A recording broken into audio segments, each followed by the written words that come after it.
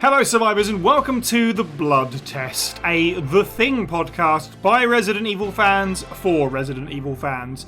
This is First Aid Spray bonus episode 17, and stop me if you've heard this one before. Snowy outpost, creature attacking the staff. We take a look at the 1982 film that transformed the horror genre and its 2011 prequel in Film Club, The Thing. I'm your host Sai, and there is an imposter among us this week. He's always vigilant when it comes to combating alien threats. Or maybe that's what he wants you to think. It's Fire Button Steve Valance. Hello, everybody. I say we take off and nuke the entire Antarctic from orbit. It's the Moist Owlet, aka James. And our special guest, the host of Itchy Painty, I hope he's as handy with a flamethrower as he is with an airbrush. It's Michael Burger Time Early. What's up, Sai Vance? The subject of this bonus episode, like all others, was voted on by our Patreon backers. Support the show now to not only keep us afloat, but also to create new content. Select what that content is and hear it a month before everyone else. Tiers begin at just $1 a month. Check out patreon.com/FA Spray Pod for the full breakdown. And no, I did not vent. So, this was a really tight poll for this episode of Film Club with some real classics on it. And I think we were all positively surprised by The Thing coming out on top. There's definitely, I think we all would have been very happy no matter what one. And I know there was one particular franchise on that poll that we're very keen to cover. So it was a nice surprise to go in a different direction. So yes, in this episode we'll be looking at the 1982 version of The Thing, and then the 2011 prequel, and in between our coverage of those two films we'll be treated to a piece of music that you'll be very familiar with if you're a fan of The Thing. It's a cover of the main theme as performed by Scott Ampleford. You can find him over at YouTube. If you like this version, go and check it out on YouTube as well. The video is cool. And he's got a bunch of stuff up there. So his YouTube is in the description of this podcast. Special thank you to Scott. Okay, well, without any further delay, let's jump right into the 1982 version of The Thing, which this June 25th, 1982 is the release date. So it means this June actually turns 40 years old. I know, right? Sorry, everyone, you're all old. So it's... We call this the original Thing, I guess, but it's not the beginning of this story. It goes right back to 1938, really, with a book by John W. Campbell Jr. called Who Goes There, which was written under the pen name of Don A. Stewart. That was published in 1938, and I think it also appeared in various formats in different books and sort of like comics and stuff like that. It was made into a film in 1951. By the name of The Thing from Another World, which was directed by Christian Nyby, which was not a faithful recreation of the book. And so about 30 years later, The Thing got its actual faithful recreation as directed by John Carpenter. Classic 1980s, one of 1980s most beloved directors, I think, and onwards. The development for them actually began in the 1970s, sort of mid-70s.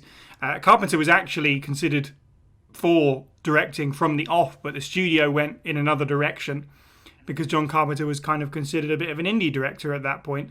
But then the project spun its wheels until the release and massive success of Alien in 1979, at which point Universal Studios were like, well, what can we do to capitalize on this?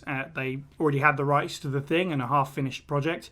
So John Carpenter was brought back in at this point after finding success with something like Halloween, that little number that came out in 1981.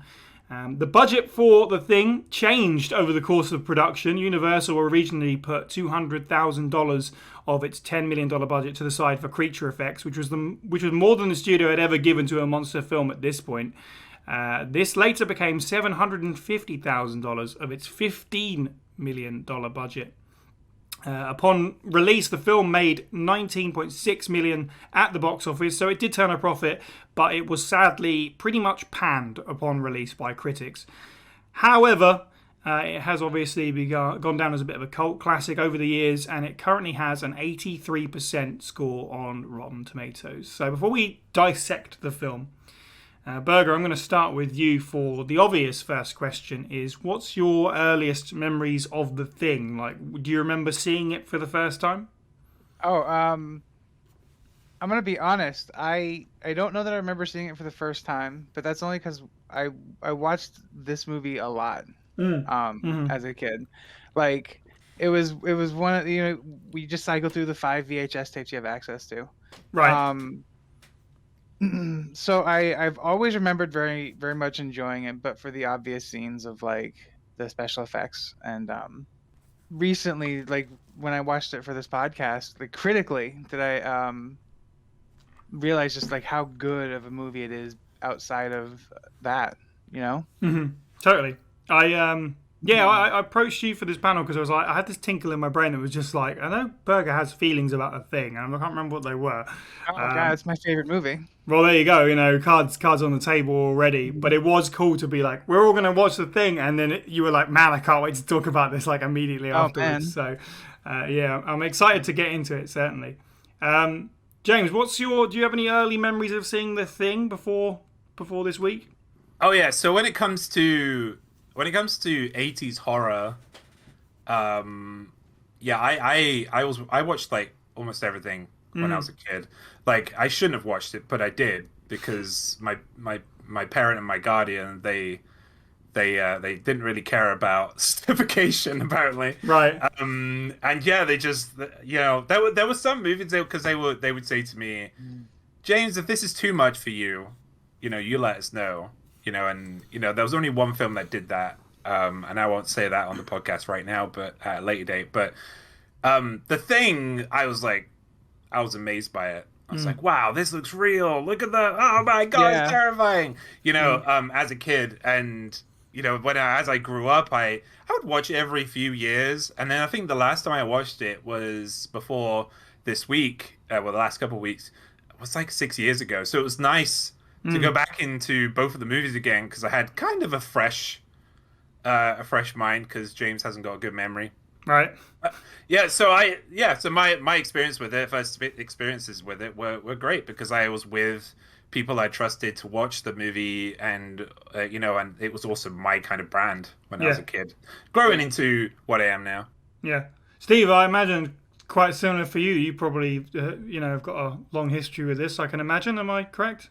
It's a weird one. The way I got into John Carpenter films in general was through a college friend at the time, basically pointing out, that Metal Gear Solid was inspired by Escape from New York. Right. What? That was on my other VHS tapes. Yeah, and then having watched Escape from New York, I was just basically something like, Steve, you have seen The Thing, haven't you? And like, no, that's also by this guy, John Carpenter. Oh, really? Let's check it out. And then having my mind blown in like the early 2000s college days was, yeah. So I did kind of come to it later, and it was a trickle-down thing, but I did have a fun time. Nice. Well, don't worry. I'm certainly coming to this, the latest. This is the first time I've seen The Thing. Nice. Not overly surprising, I think, in the sense that just seems to be. There are so many classic movies. Name any of them, I probably haven't actually seen them, which is pretty terrible, really. But the podcast is great for that. So I'm very glad that I finally have seen this after being aware of it for so long, and the sort of underground praise that it's always got. It's never been a mainstream appeal film, but being into sort of Resident Evil and related media, of course, it comes up as an inspiration for that kind of thing. So, it probably would have been the kind of thing that I would have had mixed feelings on for somewhat for the right reasons if I'd have seen it when I was too young. Right, I think that I would have been kind of bored by the humanity aspect and terrified by the practical effects. So getting to watch it as an adult with a critical mind, yes, it's been a good time indeed. Okay, so if you're like me and haven't seen the thing until recently or at all, and I would recommend that you probably watch these films before we talk about them. That's probably the best way to do it. But nonetheless, I'll give you the sort of brief overview of how the thing begins with the Antarctic outpost is our prime location. American, I believe, research station. Outpost 31. Outpost 31, exactly that. And then one day they come across a couple of Norwegians come across them chasing a husky, and there seems to be a big kerfuffle about what's going on. There's an ensuing incident, and to investigate what's happened with the Norwegian outpost that is not all too far away, our main character, Macready, played by Kurt Russell, and one of the guys in the station go over there and discover that the outpost has been completely burned out, and they find various strange things, such as a clearly inhuman, burnt up corpse of some kind, dead human bodies, and then a little bit later into the film, an unearthed alien spacecraft. And that's kind of how things start, at the very least. Before we dig into the story and the plot of the film, I think probably most important to talk about the themes, the atmosphere that it persists throughout. It's a horror film, of course, and as we sort of touched on with John Carpenter being a bit of a legend in his own right, talk about sort of the direction and the cinematography. So obviously the main theme of the film is paranoia, the sort of concept of the thing as a creature and how it can replicate itself into it kind of infects and kind of replicates, and basically people can walk around and you don't know if they're human or not. So the whole film is a play on the sort of suspicion and paranoia and Among Us. Steve, why don't you start us off? How do you feel about sort of the themes and stuff of the thing, the 1982 version? It's honestly fantastic. There's like, maybe it's just the way it's shot and the performances, but there is almost a feeling of mutual respect and hatred, like a believable workplace dynamic that's been disrupted. And Yep. really comes across. Like, these people come across as having known each other, worked here for God knows how long, and it's all gone basically, I don't trust you anymore. Nobody trusts anybody anymore. There are some slightly wonky performances, I would say, overall, but it's a strangely believable group dynamic. Yeah. Yeah, Berger, do you agree? Sense. Absolutely. I gotta tell you, I loved everything about the ensemble cast of the thing. Mm-hmm. In terms of it's a horror movie, so you got your archetype roles and they're all present, but I also believe them all kind of as people. There's a level of interaction that displays some comfort, but also some distance. So, like, you obviously have the two people that room together, and they're sharing their joints at the end of the night. Mm-hmm. But like Macready lives outside, like, so there's like a level, like, social barriers are up anyway, and you get that sense. But like, they all work together, so they all have and that comes across really well in that movie, because people like click up when stuff gets like paranoid. Mm-hmm. Yeah, and you start seeing that whole like social structure erode. Absolutely. Yeah, in terms of the overall themes, I think this is probably one of the best examples of like how paranoia can destroy a group, and how an insidious intelligence could manipulate those links. Yes, that's very well put, I would say. James, how do you feel about the paranoia and the suspicion within the thing? Yeah, I think it's really well done. Like, the idea of something being able to imitate everything, basically, that's organic, perfectly is terrifying. Well, as an invasive species, like, as well. Like, that's absolutely terrifying. Like, that it could be anyone. As Steve said, like, there are some performances, and I think this is just due to it being the 80s and it being like the early, like, this is early, like, kind of body horror. Right, so I'll give it like a pass on that. That there's some performances that are a little bit unbelievable, but some of the best performances in it were like just the random off the cuff conversations. Like every time the radio guy came up, I love that guy. Yeah, he was just like, I don't know, Jack. He's just like, he's just so fed up and so done. Like, God, Windows we're has 1,000 one miles job. from nowhere, you know. but Windows has one job and can't do it the entire film. I feel sorry for him because he's trying to do his job, right? And everyone's just like getting on him. He's like, I'm doing my best. I'm working with this crap 80s, technology. Yeah. That for some reason doesn't work. You just smack it a few times with a hammer and maybe it will. But yeah, to get back onto the kind of the paranoia side of it, I love that kind of horror. I love it. You know, everyone knows what my favorite franchise is, and it works very similarly. But rather than having a paranoia with everyone, all your crew members, like they work it a little bit different in the Alien franchise. But in The Thing, it's literally like there is no hope. Yeah. Like they're like you feel that, and they do so well in this movie, kind of stepping and pacing that no hope, that hopelessness throughout the movie. Which I loved. Sorry, I went into plot a little bit, but no, that's fine. Like one of the words that I had written down is futility. Really, after a certain point, especially, it really does. Hopelessness is a big part of it, and not to jump right to the end, but obviously the way that it ends is very much that feeling of futility, where it's kind of like there is kind of like no end to this kind of suspicion. And that's what makes it so good, is because, and it benefits the film as well, because they don't have to go crazy with effects and stuff all the time. But because it can perfectly replicate a human being, there's no effects. There's just people walking around, but you don't know who's who and who's who they say they are. And especially from the character perspective, and they touch on this a little bit, and they never really tell you one way or the other, which I like.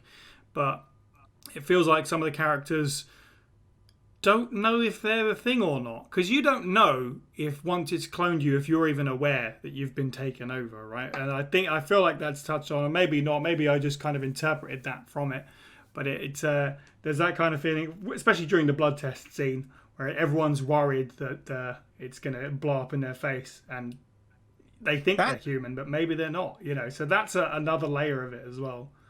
That's a really good point you make there, actually, because I didn't even think about that at all. I just thought that the thing, like itself as an entity, if it took over someone, it knew what it was. Yeah, I think it probably does, but for the people that haven't had that experience of being taken over, they don't know how it feels or anything like that. I'm sure there's a line in there that somebody says, one of us might even be one of those things and not even realize. Yeah. There was a line in it as well, another like line of hopelessness that I thought was a little bit optimistic, and it was like Blair was on his PC or his Macintosh, whatever it was back then, and he was like estimating how long it would take for complete world saturation, and it was 27,000 days, which is 3 years, and I thought that was very optimistic. That's a good point. Mate, in this current climate we're in, people bloody hug the thing. They're like, oh, no, it's yeah, fair point. It's all fake news. That's a weird. That's kind of I found that scene to be a little bit weird. Like, if there's one scene in the film that is very much there just for like racing the plot up a little bit and spelling it out for you, I'm looking at it like that technologically makes absolutely no sense to me that a computer can do that, but sure, for me, I think the themes, I agree with you guys, generally speaking, really rather strong. I feel like coming in really fresh with this, it could have gone even further. I would have liked to have seen even more abject paranoia. We see a little bit of it here and there, and I wouldn't want to go too silly with it, but I'd like to see more visible hesitation that people have for each other. Like, it's specific examples. It's in there, but I could have gotten more from it without it getting too much. But the film does a pretty superb job, pretty much setting that tension in from the get-go. The music, the isolated feel with the setting and the way that it's shot. There's a strange kind of otherness to this film just throughout. Berger, how do you feel about the general atmosphere of the thing? Is something I was actually speaking with my spouse earlier. I love the atmosphere this movie sets. It part of that is what I wrote down timeless for this movie. because as you're watching it, you feel like you're witnessing these people living their lives. Yeah. In the 80s, like they're all interfacing with the technology in a very natural way. Like it's very clear that this was modern tech. Like, and they're all capable. Like they're all there for a purpose. Like, Mm. and how that's framed, and with he uses a lot of really stark shadows a lot of the time.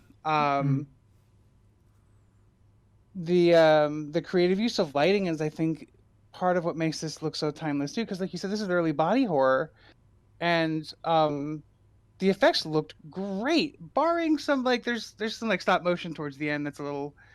We'll get there, I'm sure. Yeah. but overall, like in terms of mood, theme, atmosphere, I think this is a perfect film for what it's still like. It delivers perfectly on its premise to me. Yeah, that's fair. I think it sets itself up really well at the start, and yeah, I agree. Knocks it out of the park. It never really lets up. It tells you what the atmosphere of this film is going to be, and it never dips. You know what blew me away about this movie? This when James and I were done watching this the other day. The movie is only like an hour and 43 minutes long. Right. Yeah. And it's so dense, and there's no wasted there's not a lot of wasted time. Not a lot of wasted characterization. Like you know what you need to know to like process what's happening on the screen. And they do a lot of really fun things that I'm certain we can also get into in terms of they talk about cool use of the lighting. Right. But if anybody else wants to comment on that. Yeah, no, I agree. Like, I was surprised with the runtimes of both of these films. I'll tell you that much now. And in particular, the 1982 version, well, I could take more of it. I could have had more of everything, really. But the pacing on it is pretty great. Like, despite the fact that it is only that kind of length, they know when to slow it down. So, like, talking from the perspective of being a Resident Evil podcast, that part near the beginning where they go and investigate the Norwegian camp stood out to me so well as kind of an inspiration that Resident Evil takes from, the way everything was shot, the characters coming around corners the way they are, feels like fixed camera. Absolutely. The tightness of the whole situation, the exploration they're doing, and the environmental storytelling that's being delivered to those characters and to us. Like that whole section, and the music for that section especially, just brilliant atmosphere. Steve, how do you feel about the atmosphere of The Thing? It's strange. I know everyone always talks about the special effects and how their, special effects are really phenomenal for the time. But something about it that really, the atmosphere and the way it draws me in is it always feels more like a whodunit film, in a way. And I'm trying to piece together who's who and the mystery and stuff. I really, really dig in with that. Like you were saying, like the way the narrative flows and stuff, I do think is very episodic in that regard. Like you've already said, like when they go out to the Norwegian base and it's all smegged, and then they come back and the dogs go haywire, and then you have a brief reprieve while they try and get things back together. Well, you could have it as literally a video game in that regard. So chapters. I want to touch on that as well, because one of the other comments that I had about it when seeing it critically, for the use of like fade to blacks to like denote the passage and furtherance of time. Yeah. Like, because he'd fade out on a banger of like a line, and then they'd fade back in another scene, and like everybody has already processed the response to that, and they're forward, and it boggles my mind because like Carpenter got chewed out for this film, like critically panned, and that was one of the key criticisms aside from like the gore and the violence and stuff was these fade to blacks. And I'm thinking, not 3 years previously, you had Star Wars of George Lucas, like Star Wipes. Star Wipes, right? You're telling me a few fades to black are going to kill Sorry, bug off, guy. Yeah, Jesus. It's almost kind of like a stage performance, almost. Like a play. Yeah. It's a really interesting point I hadn't thought about, definitely. So I know I'm human, which means that some of you are too. And then because if you're like I don't know that there's a follow up to that, but like that line specifically, I know that I'm human, which means some of you are too. Let's get the quote. Let's do this quote. Hang on. the implication that's hung there is wild. Yes, like that whole scene. It's like a bunch of guys gathered around the fire, and like nobody's speaking except this one dude who's now de facto in charge. Everyone is just kind of stood there silent, like internally wrestling with what this is actually means for them. Like, Yeah, it feels really heavy. I know I'm human, and if you are all these things, you just attack me right now. So some of you are still human. Yeah. The thing doesn't want to show itself. It wants to hide inside an imitation. It'll fight if it has to, but it's vulnerable out in the open. If it takes us over, then it has no more enemies. Nobody left to kill it. And then it's won. Nice. Ooh. John Carpenter wrote that. Yep. James, how do you feel about the atmosphere? I feel like we've dug real deep into it, but how do you feel about the atmosphere of the thing?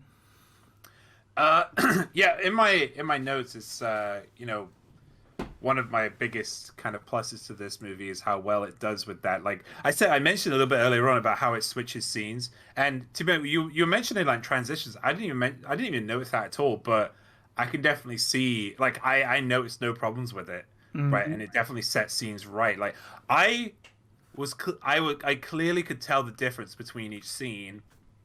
Like, which is kind of lauding this over like a lot of recent stuff, because a lot of recent stuff you see on TV, I find it very hard to keep up with a lot of stuff because there isn't a clear cut transition between scenes. But I really loved how they, there would be a scene where it'd just be them, laughing and joking, and then the next scene there'd be something horrific happening. Then it switched to the next scene and they're still laughing and joking, right? And it was like those two things. It's like breakneck. It's like I'm switching my head and my brain's going from horror to joy to horror again, right? And it was super. It was great, right? Because it was I just felt like I was testing my own brain in that effect, and it was like the transitions help with that.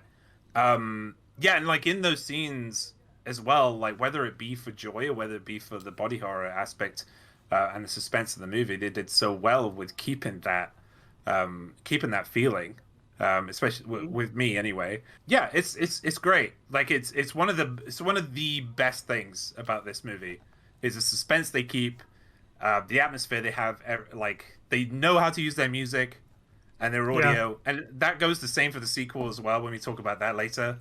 They really know how to keep us peeled, and who's going to do it next. And as Steve said earlier on, it does have a Cluedo-esque like kind of feel to it. But in like if Cluedo was about an alien monster that came from an unknown place, I don't want to. I know we've got lots to talk about, so I don't want to stay on like atmosphere and theme and stuff forever. But in terms of direction and stuff, I do at least have one more note, and we'll pass it around one last time. It's just one thing that I really, really loved about this film, which also contributed to the feeling that it gave me of sort of being very isolated and the smallness of the location, is the fact that by the end of the film, I basically could have drawn you a map of the outpost. Like I well understood the geometry of the location, and it's not like the camera's whizzing around every corner to show you this is where the men's room is, this is where the rec room is.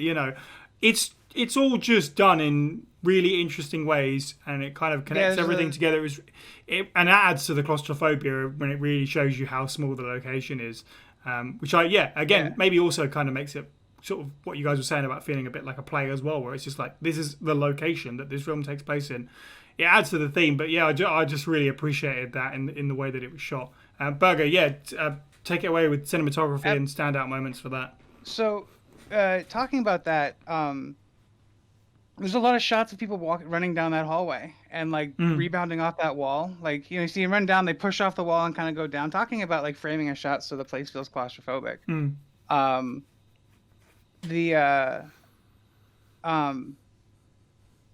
So they do that a lot to kind of denote the direction, like the flow of people from different angles. So they don't have many spaces, but it definitely feels like they spend a lot of time in the rec room. That's where most of the exposition room of the movie happens. And so talking about the rec room and how much time you spend there, they in the specific standout scene is when obviously they're doing the blood test for everybody. Hmm. And there's a hint to clever-eyed viewers of the thing in that scene as to who is and is not infected. The director of photography has an eye light, like a little sparkling eye light in the light Yes. in everybody's eye, Mm. unless they're infected, and it's not really mentioned or referenced anyway. But going back to like reflect on it, having heard that was the meme and actually like looking for it, yeah, no, it's definitely present. That's cool. And there's this level of like setting an expectation and then having that like a subtle one and having that carry on and then pay off at the end. Right. There's I actually didn't know about this until I watched another video about this movie, but the scene when the hand that he's holding the petri dish on is fake every time you see it. That's great. So it's a fake hand each time he does it, and he like wipes it over, and it doesn't do anything. It's a fake hand. So that way, when he does it, and then the prosthetic explodes out of the fake hand, it's less jarring to your brain. Like if it had been his real hand each time, you would have noticed when you see the change. That's clever. Yeah. Kind of conditioned you, yeah. That's really cool. And that's dope. Yeah, it's just really, that's really clever filmmaking. Really clever. Yeah, awesome. You mean to tell me I'm going to watch this film again and see that Kurt Russell has a mannequin hand? Absolutely. I was not expected to learn new things today, but here we are. James, any standout sort of shots and cinematography and directorial things that you loved? Yeah, man, the beginning of this movie, like it's so good. Like, and again, like it's one thing they repeat in the sequel, but settling on like the 1982 film, the desolation that you feel even before the films began, like is really heavy. Like, and you're left, you're as clueless as the crew is.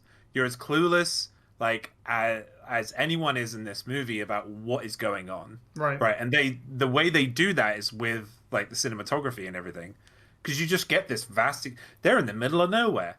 It's cold. There's no food. There's no animals other than this dog that this helicopter's chasing. Like, and each other. Like, and yeah, it's so well shot. Yeah, I think like that's like my favorite part of this movie. Like in terms of the cinematography is the beginning of it. Right, but that's not like kind of... trying to put down the rest of the movie because it's really done well too. But I'm really I really get pulled towards, kind of the environments that are around, and when they're kind of rushing around, my brain can't keep up. So it's like, but while I'm watching it, it was entertaining. I knew what was going on and when. And the other thing that I want to point out, again, this is part of the environments, and there wasn't much happening. And again, the desolation was shown was after the helicopter got there. They wondered what the heck was going on. We get the first problem that happened in the base. And then Big Cat Kurt went over to, and his friend went over to the Norwegian camp. And the amount of detail that was in that camp was insane. Like as well, again, you got that feeling of desolation and hopelessness. And like everything was gone. It was completely wiped. And you know that by the next winter, this place wasn't going to be here. Right, yeah. As well. Maybe not even next winter. Yeah, so that feeling of desolation, they like perfected it. It was perfect at the beginning of this movie. And it was a perfect topper, like, to the rest of the movie. Steve, any standout directorial moments for you? I mean, the blood test scene is obviously a good one. Some people are a bit debated on this, but I really like Blair's freak out, mainly for Wilford Brimley's like somewhat cheesy dialogue. It's very... It entertains me. I'll kill you. You wanted to be us. Like, he didn't want to be a dog. It's seared into my head. And that and Kurt Russell's final words to the big bad. It's just a simple, well, you too. That's the Resi rocket launcher moment there. Yeah, it really is. It really is. Yeah, it's the little bits like that all put together. They're just like fantastic. Mm. But again, you take the body horror and all the monster stuff out of it, it still leaves it with a very interesting, like just who's who's trying to figure out what. And like Palmer, who's obviously the Thing early-ish on, not maybe before or after Norris. I think that's debated. But the fact that he even tries to basically get in good by dobbing in the scurrying away head of the Norris thing is pretty good. I love those kind of little bits. Yeah. Can I point out another thing actually, just quickly? The title of this film was great. Mm-hmm. That's all I'm gonna say. The title of this film was through the sky. Yeah, that's fair. Like, but can you remember all films of that time? They were like, we're gonna put 110% into the titles. Like every single film, they did so well with the titles, and the thing does well. It's its own thing, as well as like the intro of the UFO coming in, and like what, and then it just switches to the Antarctic. Yeah, like, what? I really was not expecting it to start with that. Really threw me through a loop, but I think it does work in the grand context of everything. Certainly. Is it like a homage to the B movie roots of the quote unquote original? Yeah, song? it might well be. It does feel like one of those like classic 1950s alien movies, doesn't it? Sort of like the model flying torso go through the air. Cool. Well, in that case, we've actually moved appropriately on to story beats and plot points and stuff that we liked out of the story of the film. I've already talked a bit about the pacing. As I thought was just a wonderful thing. It's that slow burn. It isn't just a series of connected set pieces.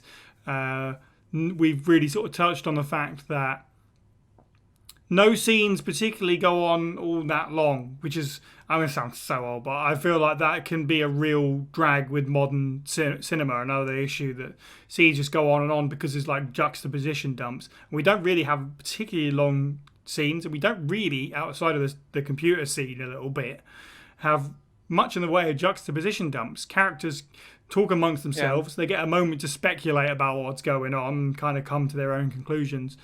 At no point are we actually, like, I was watching this, and this isn't actually, I don't know if this is the case with the prequel, but I was sitting there thinking, I bet in the prequel they spell out so much for you, because I was expecting it to be the modern version of this movie. I was like, if they made this today, they would tell you explicitly what happened at the Norwegian camp, the fact that the dog's infected. No, they don't tell you that. You just watch it and figure it out, that the thing killed everyone at the camp.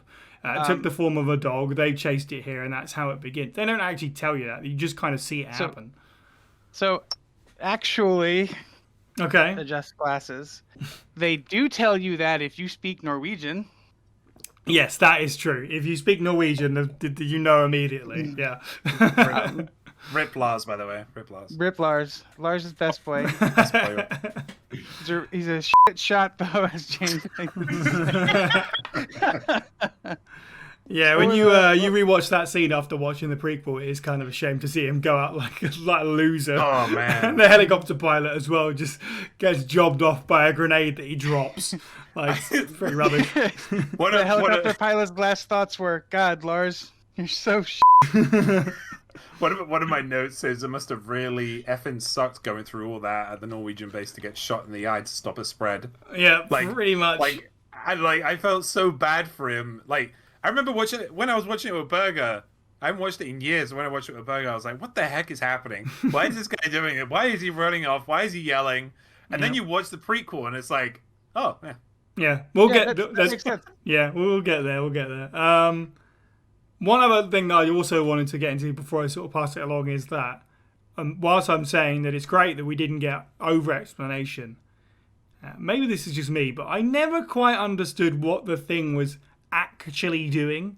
Like, I guess is it like meant to be like a hive mind thing? Because they go on about it assimilating all these different shapes, and then they'll kill whatever, the thing, it's taken a shape, they'll kill it, they'll burn it, whatever. You'll think that'll be that. But it's still out there. So is the idea that any singular scrap of DNA that it leaves behind can just get back up, turn into something else, assimilate something else and carry on, or even just change into one of its previously owned forms? Because they kill a bunch of the things, but the things are still there. which I like in the terms of futility, but I didn't quite understand what was going on. I think there's like somewhere between expanding biomass, but there's a limit. Like if you had a single fleck of blood, it would have to literally be on a person for a long ass time before they become a true thing. Right. I'm also pretty sure it's some kind of form of like not a hive mind, but a collective intelligence. Like Yeah. when they're together, they're smarter, and the smaller the part, the individual, they're dumber. That makes sense.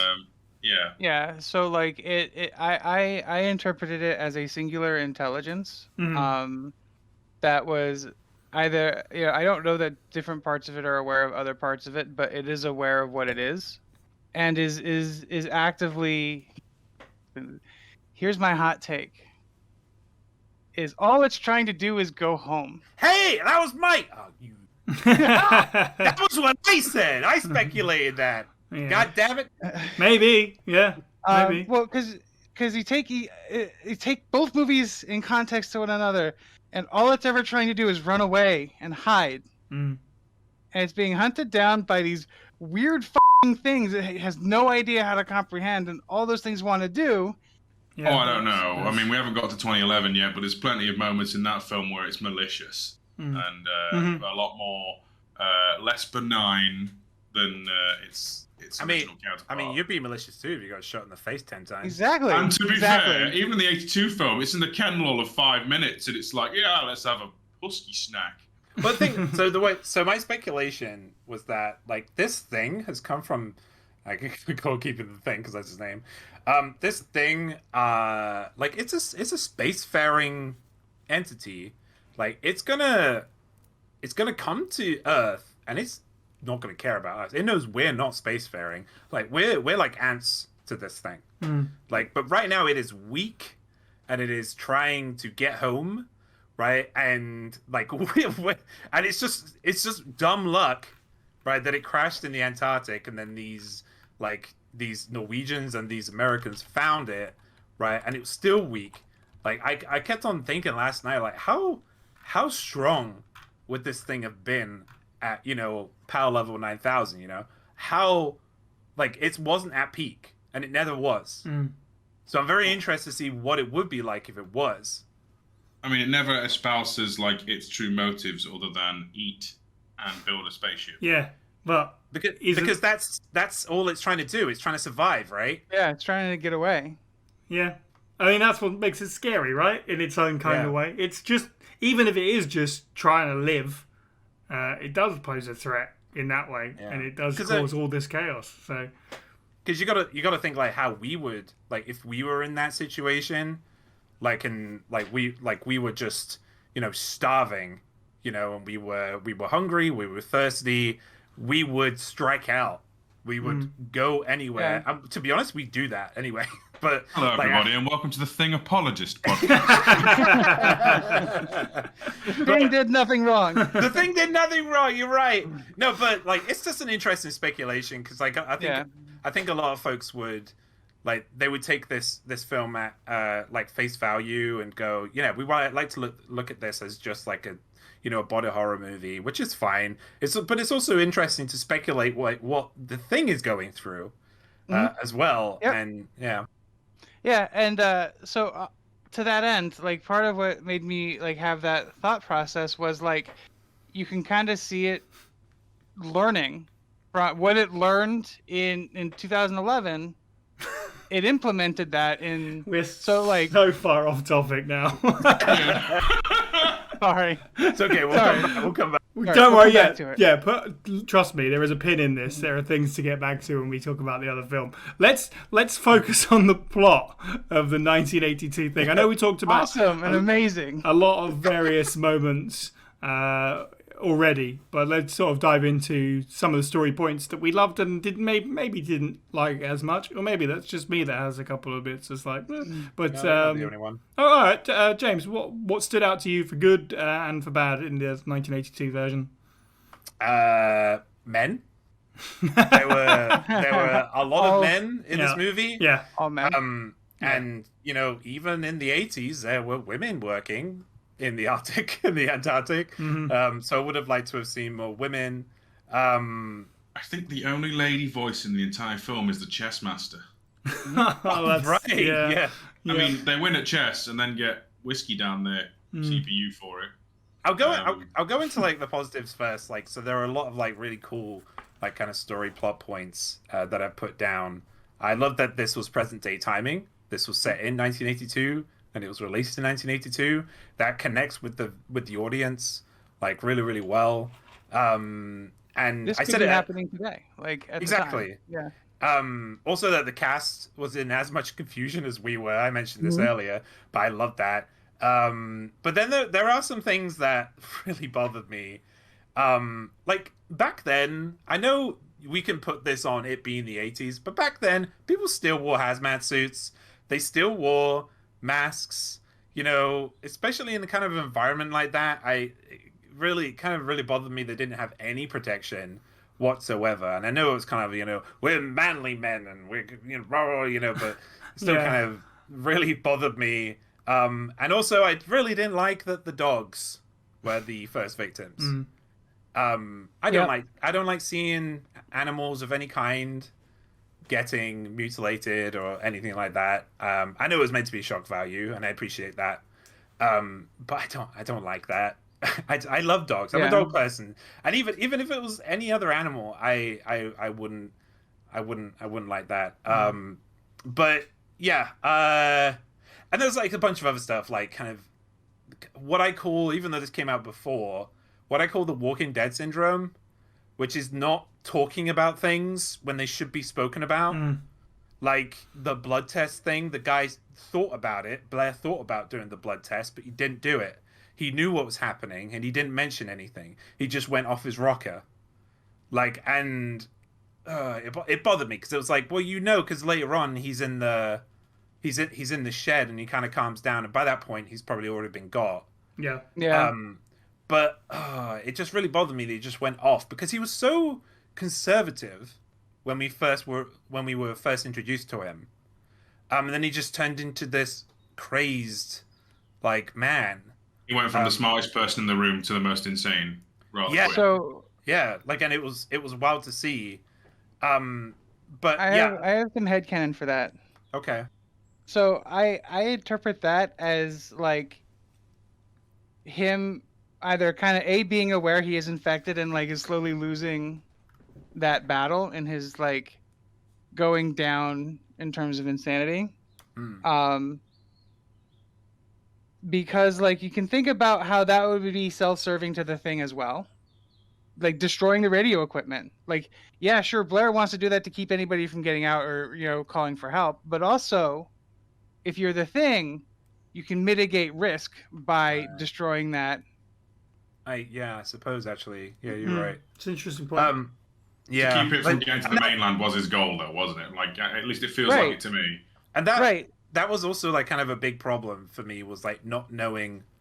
I know that was kind of the paranoia in the part, and I did like that bit too, but I would have liked some clear cut like ideas on if, you know, that was, because there is a trope with this movie that goes on throughout the entirety of it, and it's who you least expect while also suspecting the least suspected. Like throughout the entire movie, like that happens. Like, and I think there's only, like, other than the final three and Ginger Dude and Windows, right? I don't see how anybody else gets infected. I don't know how it happens. I would have liked at least one or two, like, but I don't see that at all. Yeah, and I would have liked that. That's fair. But in the positive aspect of this film, the pacing is so good in this story. Some of the best, like switching from revelation to revelation and then filling in the blanks in between, and it's done so well and so quickly. Well, not quickly, but succinctly, I think is probably a better word. Yeah. And probably like one of my there's a few favorite moments in this, but there's like one of my favorite lines in here in this movie, I think is from McCready. And it's when it's just after he like they try and lynch him basically. After he comes back in, he says, "We're not getting out of here alive, but neither is that thing." Right? Nice. And I was like, oh, "It's the thing! He said the thing! It's the time!" You know, but also it felt really heavy, and it was delivered really, really well. But yeah, I mean, I've said a lot of negatives, but like in terms of the story is this story is what the film gives you. Like it's not too complicated, and you can build on it. And I think that's what they wanted you to do. Like us doing this podcast right now, they want us to build on this story, and they want us to talk about it more, have speculation, and healthy speculation, and just keep go wild with it. I think this might be my conclusion as well, but I said this before we started, but I think it's kind of a travesty that this film has not been expanded more in expanded universes like novels or more comic books or stuff like that, because it can definitely be expanded on. Yeah, I had similar thoughts when I sort of looked into it. Just this isn't actually a bit more of not a sprawling franchise, but I would expect it a little bit more than what it actually has, which is a shame. And I guess that is because it took so long for public opinion on it to change. My story thoughts beyond what I've already said, generally positive. I about an hour and a bit in, I paused the film to go and do something, and I looked at it and I was like, wow, I'm already this far in. That's flown by. I was like, I'm enjoying it so far. But then it started to go on and stuff. I was like, yeah, okay, I'll get the tension thing a little bit. And I know I wanted it. I needed to be more overt to keep my attention a bit. Because at one point I was like, oh no, am I actually going to dislike this classic film? And then the last act of it really, really saved it. Basically, from the moment that the Doc gets his arm chomped off by another dude's stomach. Then things go nuts, right? And that's where I was like, okay, I'm super back in. So they held me out right to the last moment where I was like, is this going to go somewhere? And then it did. The last act it went everywhere. The last act is really, really awesome and brought it back. I'm excited to give it a second viewing to see how it feels on another go around in terms of how I felt about the sort of the 3-act sort of nature of it. Steve, how do you feel about the plot of the thing? Any standout stuff for you? I mean, are we discussing the ending separately? Or? No, I mean, go for it at this point, I think. Yeah. I just want a quick roundtable question on who do we think is the thing at the end, if anyone at all. Do you know, this is one of those things where I don't like to think about it. It just is what it is. I don't want to speculate. But I know that's not very an interesting answer, but it's a common question, though. Sure. I want to hear the room. So, Bergs, go for me. So, to that end, in terms of the ending, I think it's pretty well established that MacReady stays human. You follow him pretty exclusively. Mm-hmm. So if he were infected off camera, it'd feel cheap to me, and it'd be the only one that I'd want to see as a viewer. Like, because they don't show anybody get infected on camera. And it's part of what makes the tension great in the film. The closest you get is that one shot of the husky going in someone's room, isn't it? Yeah. And the silhouette is actually not any of the cast members. Yeah, I love that. It's a completely different person, so you're literally not supposed to know who it is. So I think that's well followed and established per the rules that the film gives me. Right. And then I also feel like Childs is also not the thing, because when in that last scene, he has an eye light. See, I think that a lot of people turn around and say Childs is the thing because he doesn't breathe or all these things. I think it'd be much more. You can clearly see him breathing. Yeah, I think it's more poignant and dark and in tone with the film if they're both not the thing, but they're both going to die anyway. That is actually what I was going to come back around to. Is like, if I had to say something, it would be that they wind up freezing to death while like staring each other in the eyes, like terrified that they're about to get killed. And it turns out neither of them were. And that's kind of what I was saying about it being so futile at the end. Like, I think you're right. That's probably the way I would go with it. But James, to round us out, your thoughts on the Thing ending? The ending of 1982, The Thing. Yeah. Who's infected? Oh man, I don't know, and I think I was okay with that. Like, yeah, I'm fine with that's fair. Like, and that's why that's kind of why I want more from the series. Mm-hmm. Like, because I think I came to terms with, I think the film knew that as well, and what it was trying to put forward. Like, it's meant to say to the viewer, are they? Aren't they? Are they going to The man survive? artists have got the flamethrower right there. Just do the blood test again, you silly buggers. That's true. Yeah, there were a lot of times. You know, it's kind of a thing with Hollywood movies in a way, but like, there's a lot of things they could have done. But yeah, I was okay with not knowing, and I think I can't be pushed either way whether either one was the thing, because I'd rather believe that they were and were not. Schrodinger's the thing. So to throw the answer back at side, yeah, that's why I love the thing's ending. Yeah, that's fair. You know what? I like that summation. Well done. I appreciate that. That was clever. Bergs, any thoughts on the structure of the plot and any standout moments for you? Yes, quite a few. The dog kennel scene, obviously for the reasons that James stated already. The movie world builds in really interesting ways. One of the things it establishes in that scene is that like it takes time to imitate something entirely. Right. And as the film continues, when they catch it, it's because it didn't have enough time to finish. And you'll notice it gets faster the closer to the end of the movie. To denote that it's learning how to do it better. Yes, very well, very true. I love that. Loved it. We learned that it's sensitive to cold, like sensitive to just temperature swings as well. Like, no,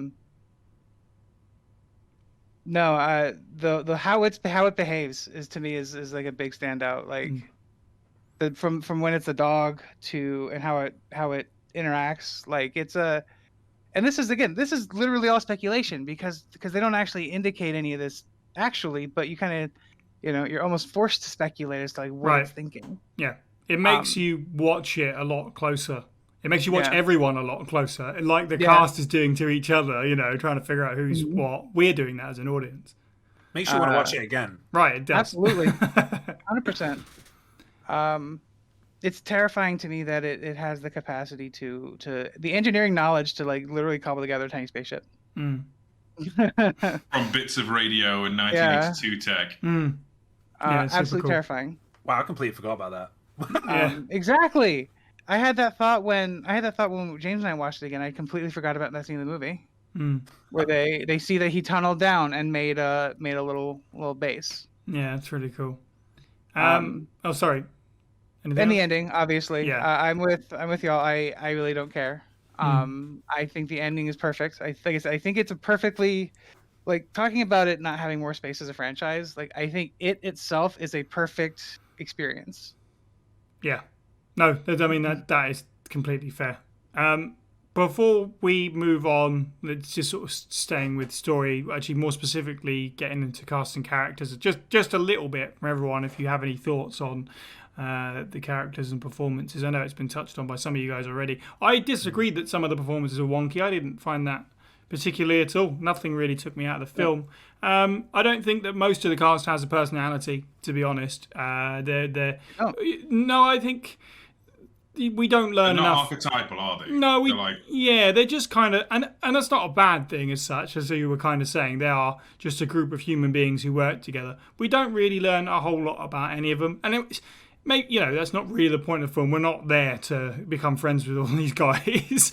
I think the cast does really well with what they're given, and what they're given is limited for some of them. But obviously the big ones really do stand out, with Wood Brimley, as you said. Kurt Russell is great in this film and insanely handsome. And oh my goodness! And I didn't figure out until right at the end of the movie that Charles is Keith David in basically his earliest non-theatre role. My guy, the Arbiter from Halo. I haven't seen him doing anything. The stuff that I've seen him on screen for, obviously, he does more voice acting these days. But obviously, the stuff I've seen him is in the last 20 years, not the last 40 years. So to see him as a young man like this, I was like, oh my God, that endears it even more. I love it. It's Keith David. Didn't even realise. But overall, pretty happy with the performances. Some of the characters were kind of just some warm bodies to replicate, I think. James, any thoughts on the casting and the performances? I think the only one that, as I said, the only one that jumps out, like in terms of like one that I found pretty jarring was Blair. But everyone else like felt like they belonged. It felt like a densely populated area full of people that had a role. Like it, it felt like a lab crew. You know, and I love that there was foreshadowing in this film, right? But it was very vague. Subtle. So when McCready, Big Cat Logan, Kurt Russell, was making a audio recording, he started, and that was basically saying, this guy's doing this now. He's doing this throughout the entire movie. But you don't see it through the entire movie, but he's definitely doing it, because he says he's making an audio recording in case they all die. And that's like, not realize this thing could just destroy. Nah, don't go overthinking this. They don't know what tapes are, surely. But yeah, that's great foreshadowing and really smart on his you know. And the thing is, they didn't like do what Hollywood typically does, which is like, I mean, they could have done, but they could have done like a scene with him doing it, and then like there'd be like some drama there, but they didn't. There was just one scene where he's just in the room and he does like, I don't know, it's like 15-20 seconds. Where he's just doing it. Let me just hypothesize Paul W.S. Anderson's The Thing, right? We get a zoom in wireframe pan shot of the entire compound with text appearing on the screen as Kurt Russell is saying that audio log, and we all die a little bit more inside. You don't need any of that. That is awful. There's a lens flare that goes across the whole screen. No. That's J.J. Abrams. That's not. There's a US Station 31 logo somewhere spinning around. But yeah, back on the casting and characters though. I think one of my favorite bits, and it's not outwardly said, and I felt the courage and the bravery in these people, but it takes a lot of guts, especially with what they spoke about previously. It takes a lot of guts to know your days are numbered, right, and not just give up. Yeah. Like the final three knew that these were their final hours. They had no base to go to. Like we learn from the sequel, there is a Russian base 50 miles away or whatever, right? But they're not going to survive 50 miles with no like provisions. Like, yeah, I know, like that. The ending where like that, I don't know what it was. Maybe it was the dialogue, and maybe it was just everything all bundled into one: the audio, the cinematography, the atmosphere, and like the acting itself. But I just felt these guys are so brave. Like for just deciding like to give up their lives for this, because that's what they did. I think that's really a really clever view of it that I wish more people had when the film had come out, because I think we talked a lot about the ending, and I think that the ending was pretty much hated by a lot of people, like test audiences and stuff like that said that they wanted to ask the question, well, who was the monster? Who's not the monster? It's like, well, that's the point. I was like, no, we want to see him blow up the monster at the end. And that's kind of, this is the same year that E.T. came out.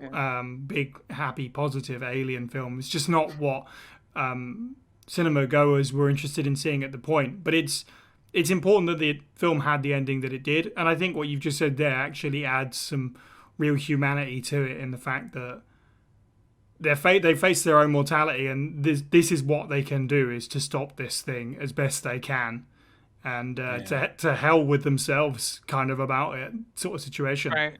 And we also had a redemption arc, like that was soft as well. And there's a lot of softer character arcs in this film, and there is a redemption arc. The Cap, who I hated at the beginning of this film, right? Did not like the Cap, right? He was just a boob. Like he almost like burst the eardrum of Radio Guy Windows, like, and I was like, oh my god, dude, just calm the hell down. Like, but then one of my favorite lines is like he's like really calm and in the blood test area, and then he just swears and he just, get me off this effing couch. Yeah. I just thought it was so funny. And then we get to the end and he's one of the final three, and you can see in his face, he's finally realized, this is it. I've got to work with these people. I know it's like, this is the end of my days, but we've got to basically save the planet. Pretty much. Even before then, he abdicates his leadership, doesn't he? He does, He's going to shoot windows, and he gets talked out of it, and like, I can't do this. offers the gun to Norris thing, and Norris thing decides, nah, mate, apparently I'm not well enough right now. No, he. I thought that was very cool. Like, understand. It was interesting that character did that. Like, a character saw it and like was able to analyze and assess. Like, all right, so this is how we need to like address this right now. Yeah, it's, you know, we have to work together or it's game over for everyone kind of thing. Like they're forced to make the right decision, and your ego kind of be damned. Steve, any standout? I know you talked about it a little bit, but any more notes on characters and casting? In general, like as a thing throughout a lot of Carpenter movies, it's generally considered that he has his protagonists and everyone else is kind of functional. Yeah. I think in this case, it's more obviously McCready is like, you know, main protagonist, but everyone else is that little bit between. Like if you follow them and see what they're doing, I love how the film heavily leans on implicating Clark is weird before even anything is going down. Yeah, he's a weird loner. Yeah, he's the weird guy who loves his dogs, and then he's acting almost like he's possessed by an alien, right up until the point he gets shot in the head and he's not one. Yeah. You know, stuff like that is great. The only real issues I've got, I think, are Childs' freak out on the chair is so unbelievably humane. It makes me uncomfortable when he realizes that he's sat next to a man who might be a thing. Oh, yeah. Seen all that. Like, you know, get me out of here! Get me the hell out of here! Like, that is unnervingly uncomfortable. So props to Keith David for making me feel on edge. Yeah. A 1982 film. Bergs, any final thoughts on characters and cast before we move on? Absolutely fantastic. Like I said, I think as an ensemble cast, it did really well. Cool. The dog, actually. The dog. Do you know what? You're not wrong. Performance. Yeah. The dog. Good boy. Yeah, absolutely. That dog acted the hell out of those scenes, and that. And I know that's a big part of again the healthy speculation, because like this is a rewatch watching it. Like, the dog is clearly trying to assess what's going on. It's watching, it's listening, it's not doing anything aside from that. It's information gathering. Yeah. No, totally. I agree. Which is awesome. And it's conveyed well in the movie from a dog, and I think that's impressive. Aside from that, the humans all did fantastic. I'm really glad you mentioned that. Actually, I forgot to write that in my notes. But you're right. Like, the actual acting from the dog was superb. It's definitely something that I noticed. Okay, we've talked quite a lot about this movie already, and we haven't even really got into one of the meatiest parts that we need to talk about, most certainly. So the sort of last big section is going to be effects, of course. Before the age of CGI, you know. This film has aged because it is 40 years old, but I think I would like to think, I think we'll all pretty much agree with this, it would probably age a lot worse if it wasn't practical effects and it was your sort of early mid-80s CGI. It would have been. I was...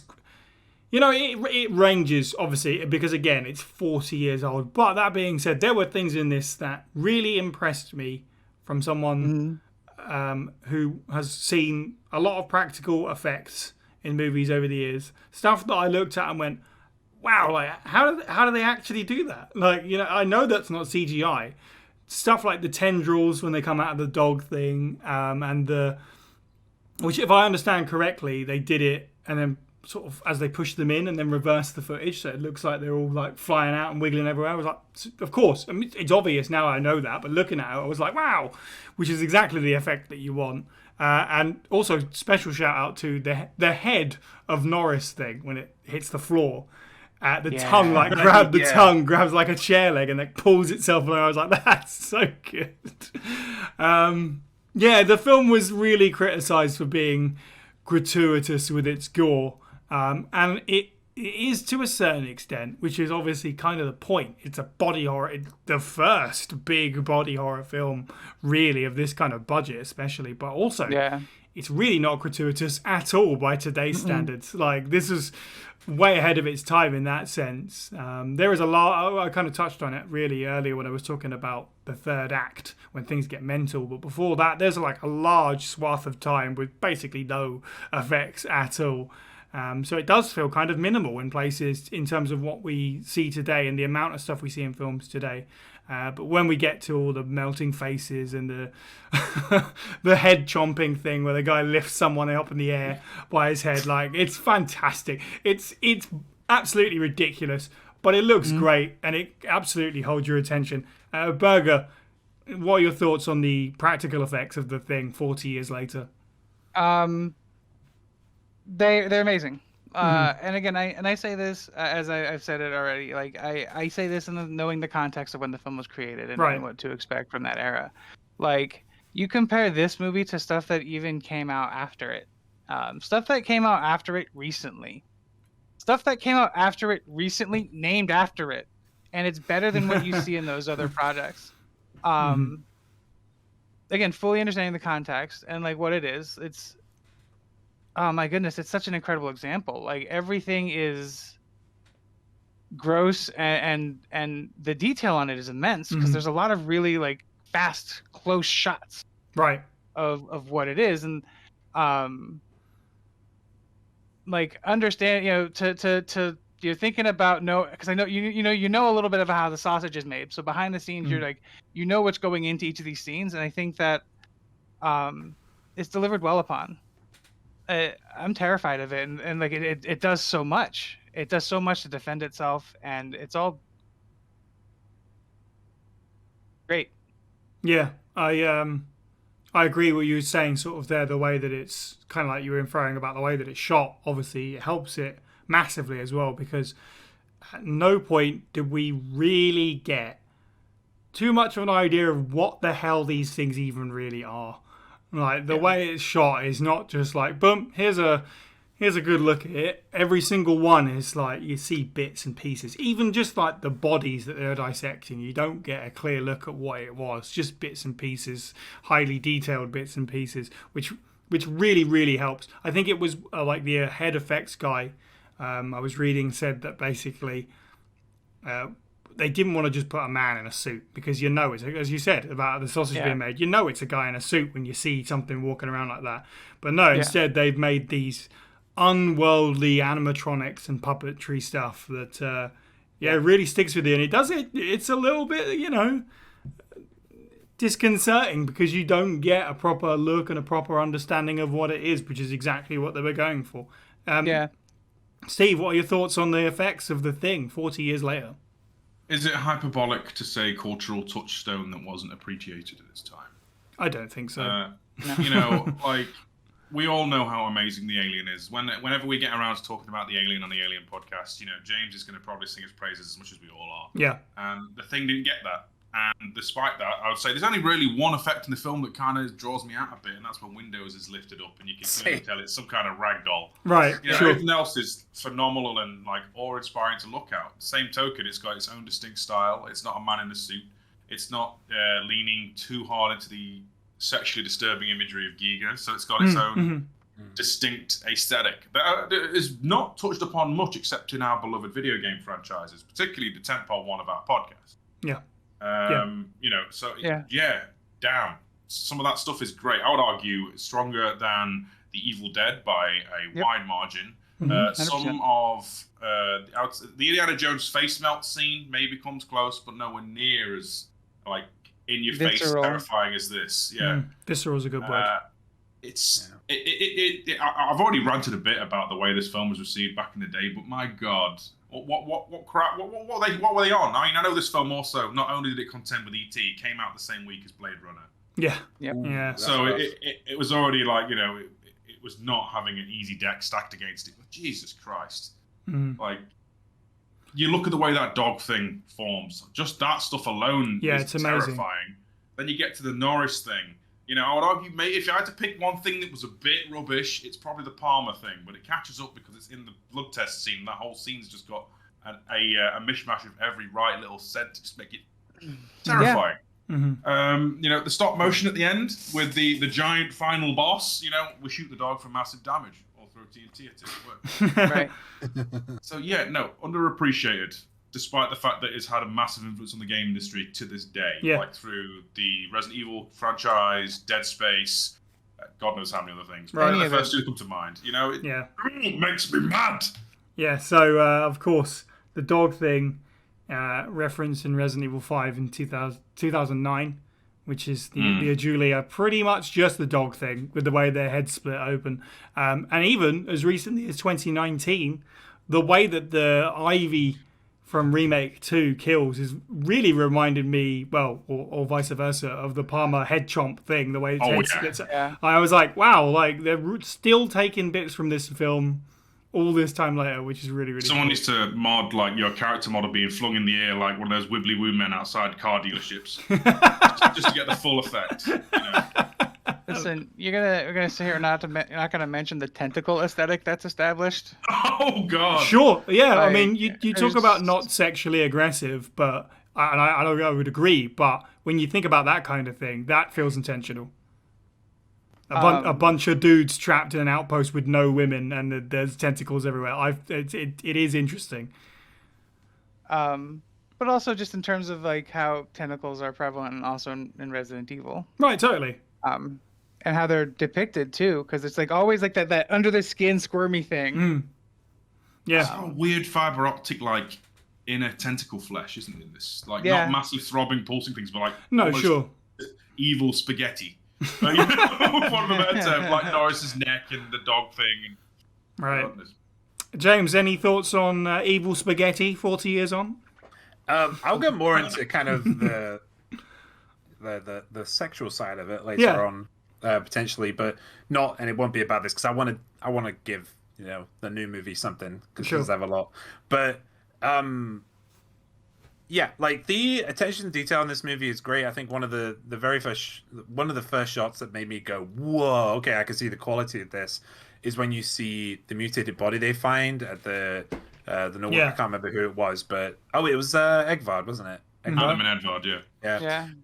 When they find his body and like the pain in the face and it's like burnt and it's so well done. For some reason I put spider dog, do whatever the spider dog do. Okay.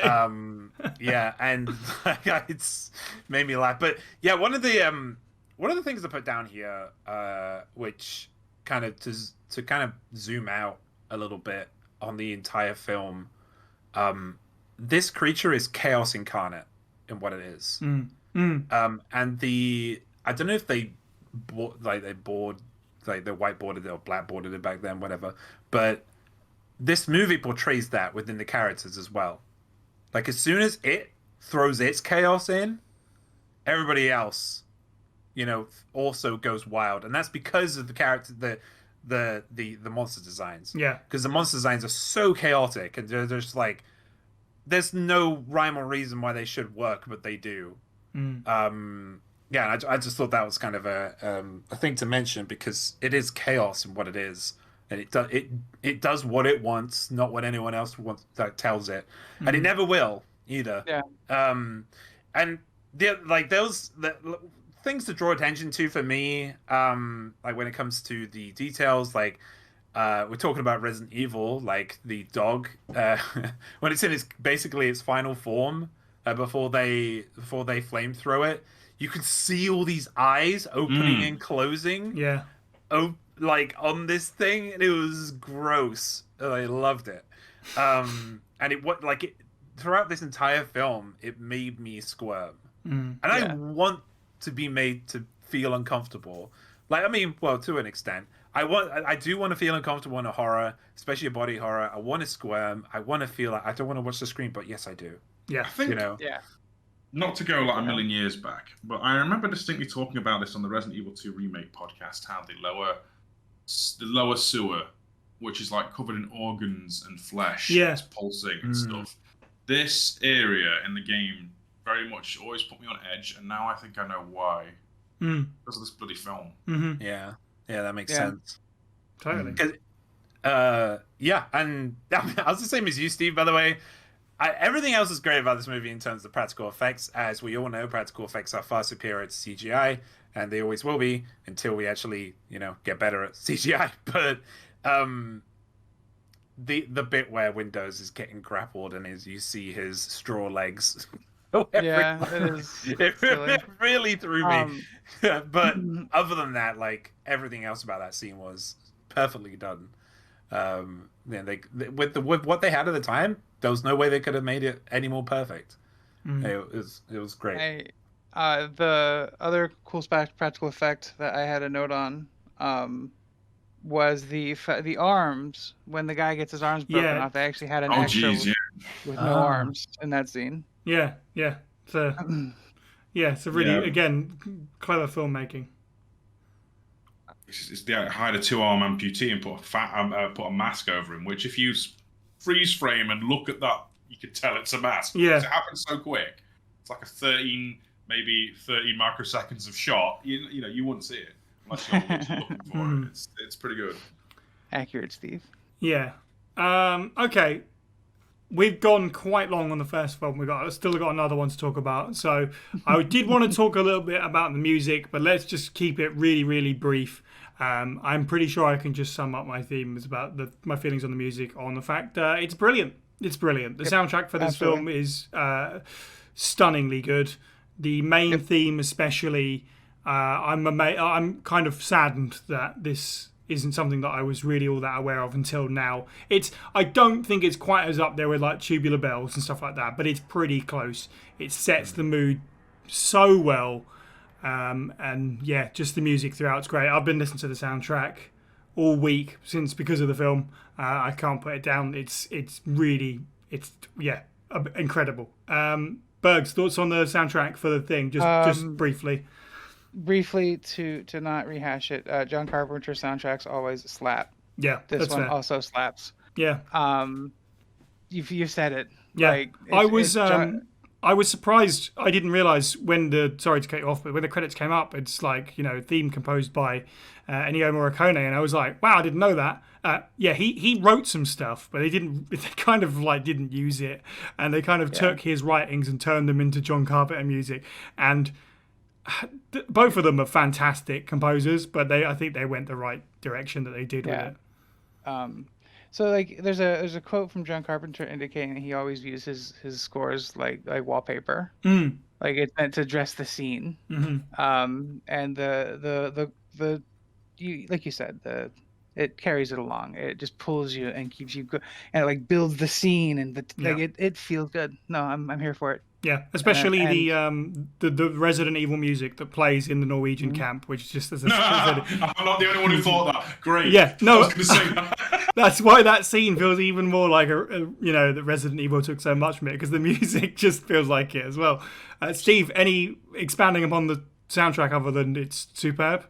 Well, yeah, at one point I was just, is this Wandering About? Am I listening to Wandering About? I'll just touch on, I can't remember where I read this, but yes, the music is phenomenal. But someone described the main theme as it's the thing trying to replicate a heartbeat. Yeah. It only manages it in the last few seconds. Yeah. And until then it's like humanity struggling against it. And I thought that's perfect for this entire film as a metaphor. Yes. So, yeah. Soundtrack's a banger. I also read that it's got like 2 beats throughout the theme, and they kind of merge by the end, which is super, super, like, pointlessly clever. It's so good. James, any thoughts on the music? Great opening music, suspenseful, mysterious, masterclass in suspense. Yeah, well said. All right, okay, let's sum up the 1982 film before we move on. So, final conclusions on the 40 years of the thing. Steve, what are your final thoughts on this classic film? This film is underappreciated. If for some reason you're listening to this podcast and you have still not seen it, please, I implore you, do pay its dues. Go and watch it. I will argue maybe some of the effects might be a bit bizarre to a more modern eye. And if you've seen Among Us first, try and put that at the back of your mind a little bit, and you'll have a fun time. Yeah, no, it's a banger. It deserves more appreciation than it's ever had. And this is despite the fact that it's considered an underrated cult classic. Yeah. No, you're right. I think it's the actual underrated that is still underrated all this time. I agree. I don't think it's perfect. I think it's really, really good. It's not just the music that's lived in my head all week. The whole film has, and as we kind of all alluded to, oh no, and another excuse to watch it again. Never mind. I guess I'll go. As a last word, before we jump into 2011 from me, this film was hated and reviled by critics at launch. but it has had such a massive effect on the industry to the point it's still got a sequel/remake. Yeah, and I think that they are working on another one as well as we speak. Oh, so, yeah. Oh no. Yeah, so join us for the follow-up podcast, I suppose, at some point. Yeah, you know, another thing that's so good about this is that even when you compare it to other monster movies, it's still otherworldly. It's unlike any other sort of horror monster movie that is out there, even 40 years later. Everything else that's tried to do it is a pale comparison. Berg's final thoughts on the thing. Timeless. Like, and I've said that a couple of times. I'll say it again. Alien and Aliens are timeless films. The Thing is a timeless film. Like, you can watch and enjoy this movie at any point, even 40 years later. It's still a good movie. I should hope that anybody watching it would understand to appreciate something within the context of its creation. Yeah. In comparison to modern stuff, that's why we still have like classic video game people who want to play those. But no, timeless. It spawned a genre of video games that spawned a podcast that spawned a bonus episode where we talk about it. So like, wonderful. Excellent. James, final thoughts on the 1982 version of The Thing? It's pretty good, isn't it? It's all right. It's all right. Yeah, it made 4 million in profit, which is such criminal. Yeah, like even to this day, like this film is 40 years old, and it made 4 million in profits. Like this film, to help with that, I think this film should be soft relaunched and should be at every cinema, like so people can appreciate it again. You know, like they did for Alien. Yeah. Like me, 40th anniversary. I never got to see Alien at cinema, 1979. I wasn't even alive, right? So, like, being able to go watch that again, like, was amazing. And I brought 5 friends with me who had never seen Alien before. Right. Right? So if they do this again, I mean, you know, the numbers won't be huge. You know, a lot of people will look at it and go, oh, this is bygone, you know. But it would, people need to appreciate this film more. It definitely deserves it. And, if, like, just judging by this profit margin here, you can see that it was severely underrated, and it didn't deserve that.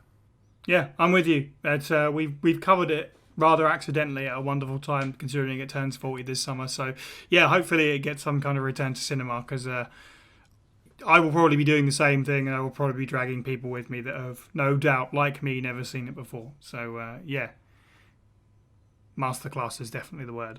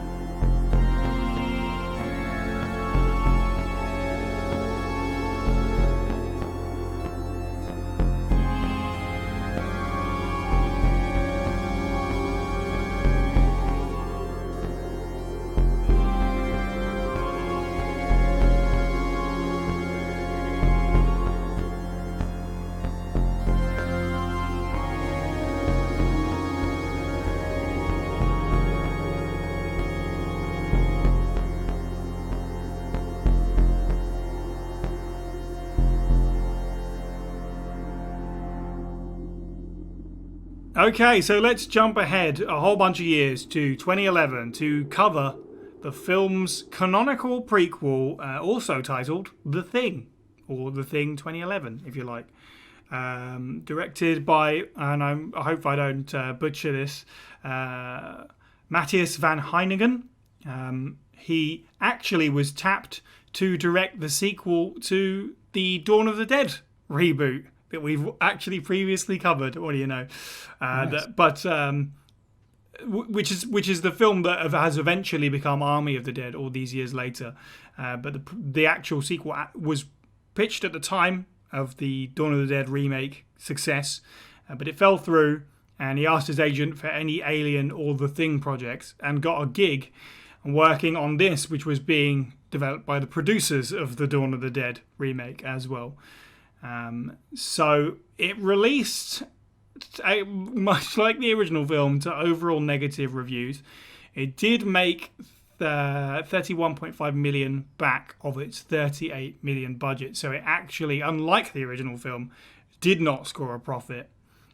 And as of the time of writing, it has a 34% on Rotten Tomatoes.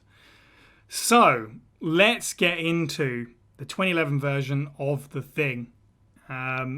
James, you Hello. said before that you'd seen this previously. Do you remember your first experience with this one?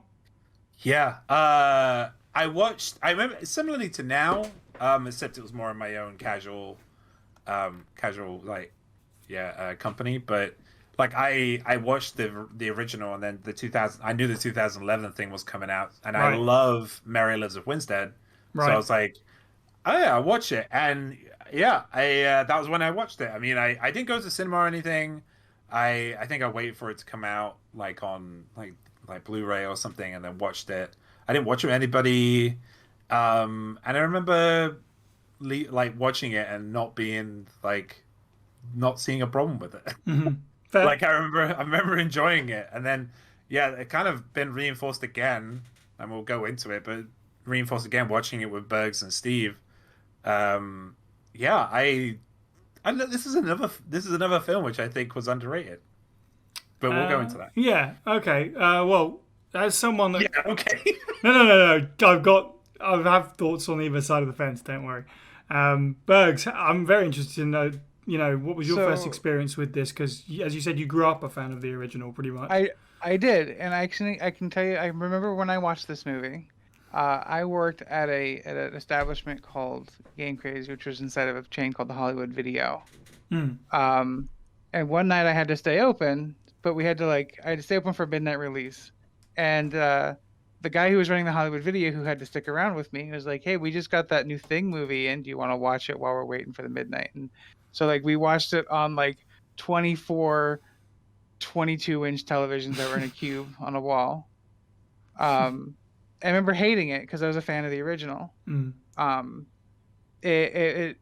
remember feeling like, oh, this is just a shot-for-shot remake with like worse stuff and bad CGI and yeah. Okay. Yeah. Okay, that's fine. I'll pause you there. Steve, have you seen had you seen the 2011 version before the impromptu movie night you guys had? Yeah, I had. It was about a million years ago. Does anyone remember Love Film? Yeah. Okay, so they used to send films out. Like, if you didn't pick from their rental service, they'd send some to you, just as like, yeah, why don't you check these out? And we got, I want to say, Deathly Hallows Part 1 and The Thing remake at the same time. Now, by this point, I've seen The Thing, but I hadn't realised it had got the sequel, prequel, whatever. And I didn't have, and still probably don't, give two tosses about Barry Hotter. So it was a very divisive movie night where the kids watched that film, and then I watched The Thing and watched them scurry off to bed so fast the second split head turned up. It was amazing.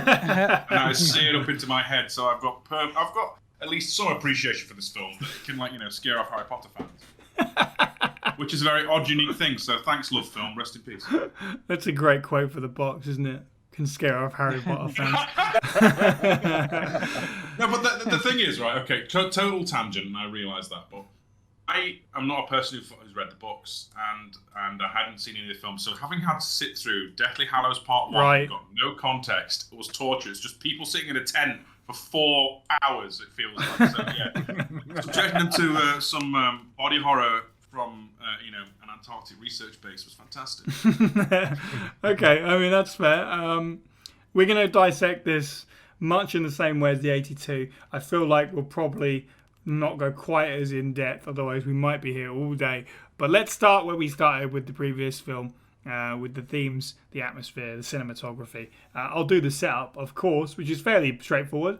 As I said, this is a prequel. This is a direct prequel to the thing. It literally takes place, I guess, like 24 hours beforehand, I suppose, or a couple of days beforehand, because the way the film ends directly ties it to the 82 version. And it is the exploration of the Norwegian camp from the original film that our characters kind of come across in its devastated state. And we get to see how their last few days went dealing with the thing after they discover and excavate it from underneath the Antarctic. So that's just setup, which is, I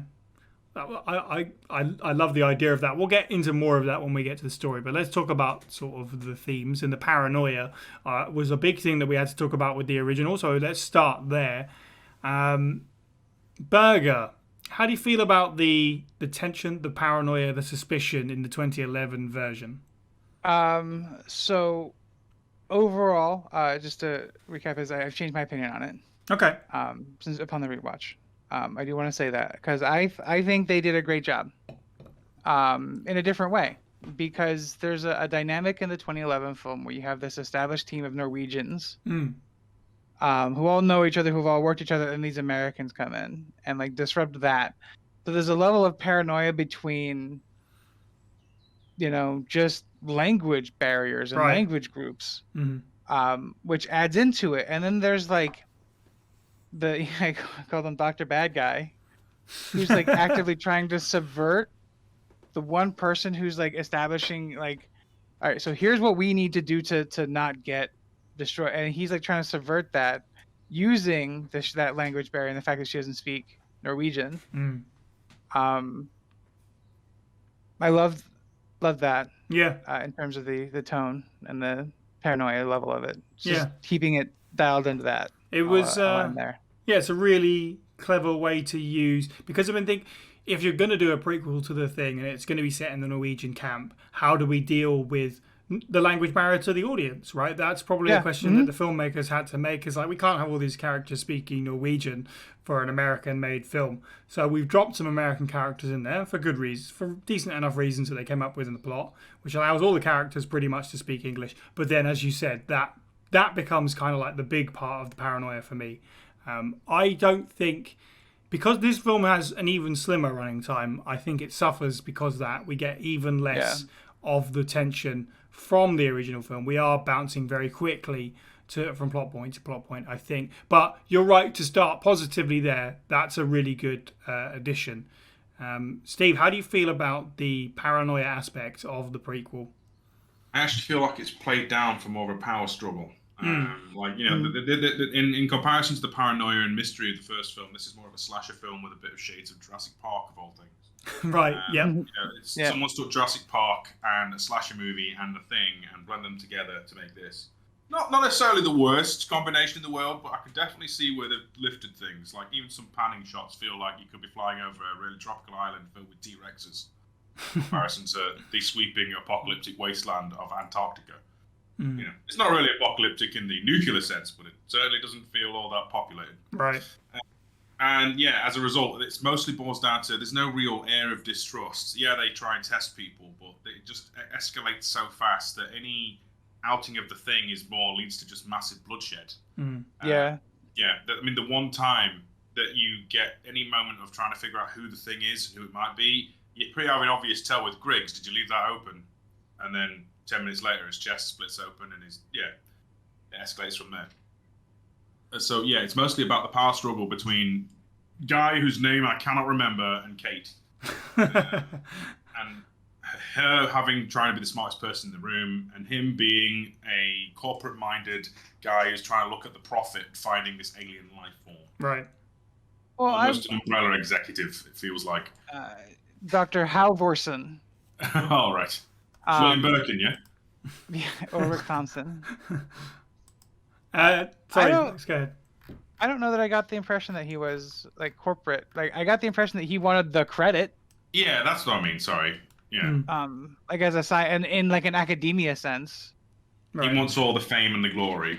Right. He wants to be the guy that discovered aliens. James, how do you feel about the paranoia in this one? It's not really much to say because they pretty much touched on a lot of the beats of the original. Like I feel like they did study the original a lot for this, and they went back and like they kind of like just basically stayed on what they knew was good. Which is why I think it's kind of a travesty that this film didn't do very well because it did touch on a lot of the same kind of beats in terms of the atmosphere and the suspense that the original did. Like I can't really fault it in any way. Pacing, it's come up that pacing was a problem, but I feel like it was pretty much the same pacing as the original.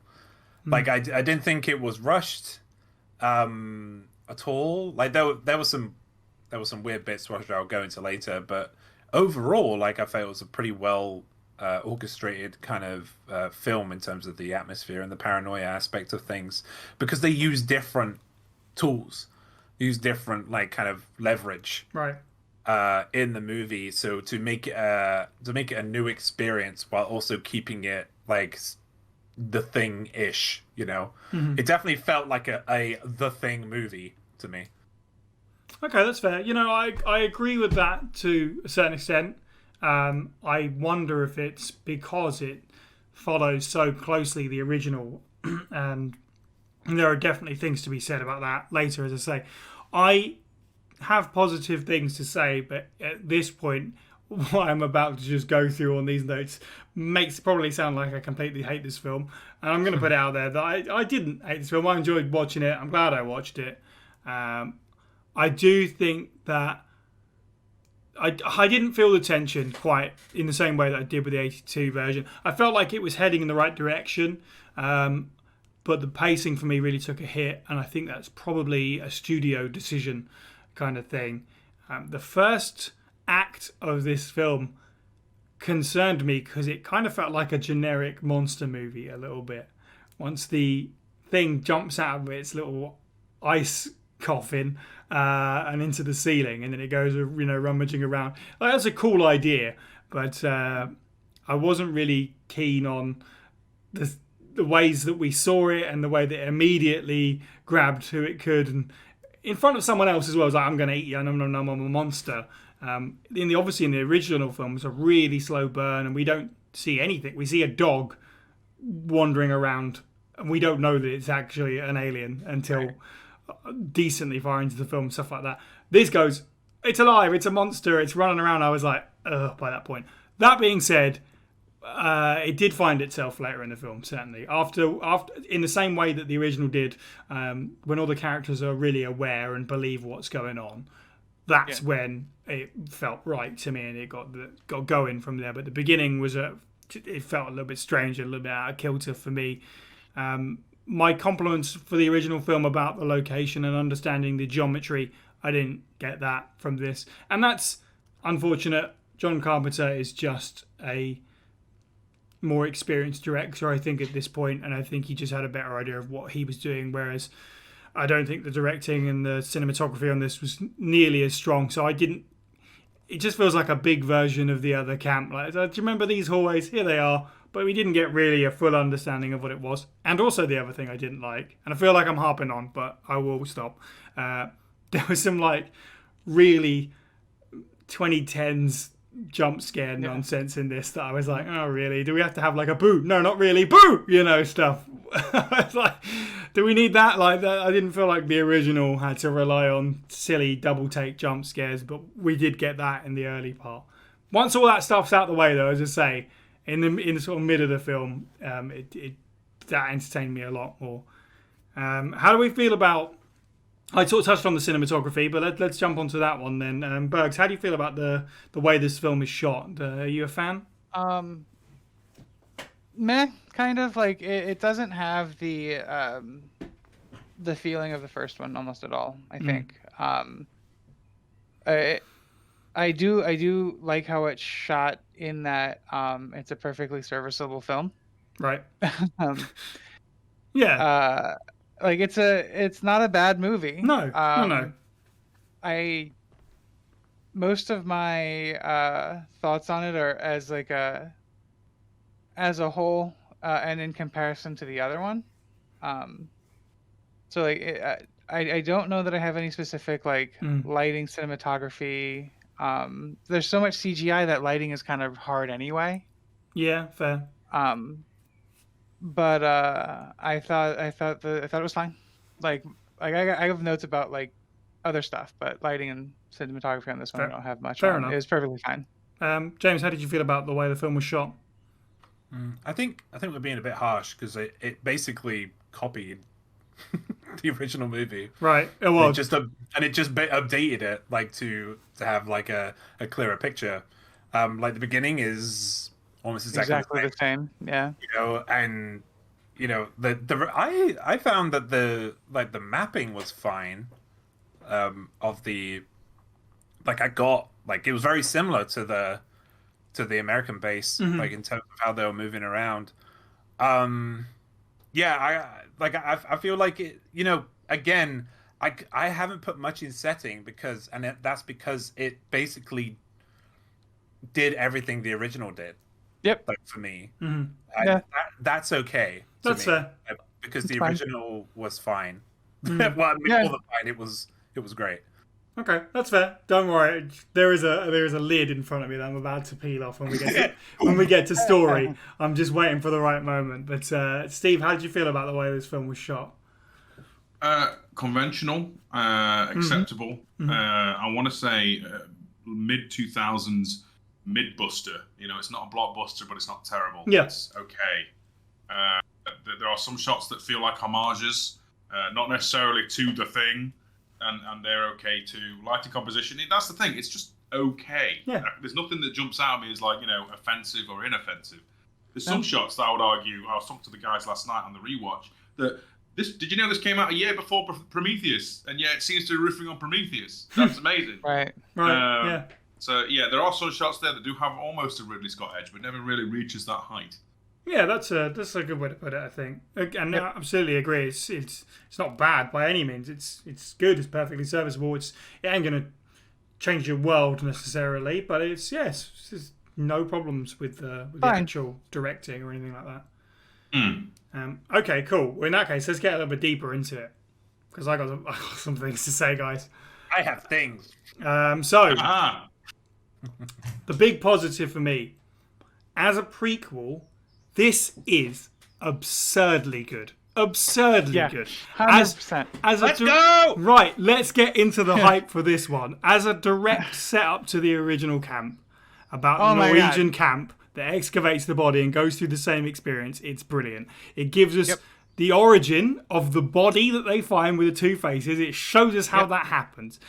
They go through the burnt out building. They find the body of the man who committed suicide. The axe in the wall. All of these things.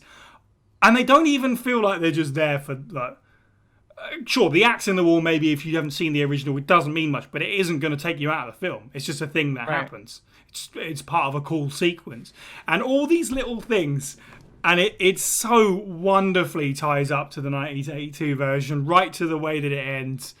It's really clever. It's clearly done with some real love for the source material.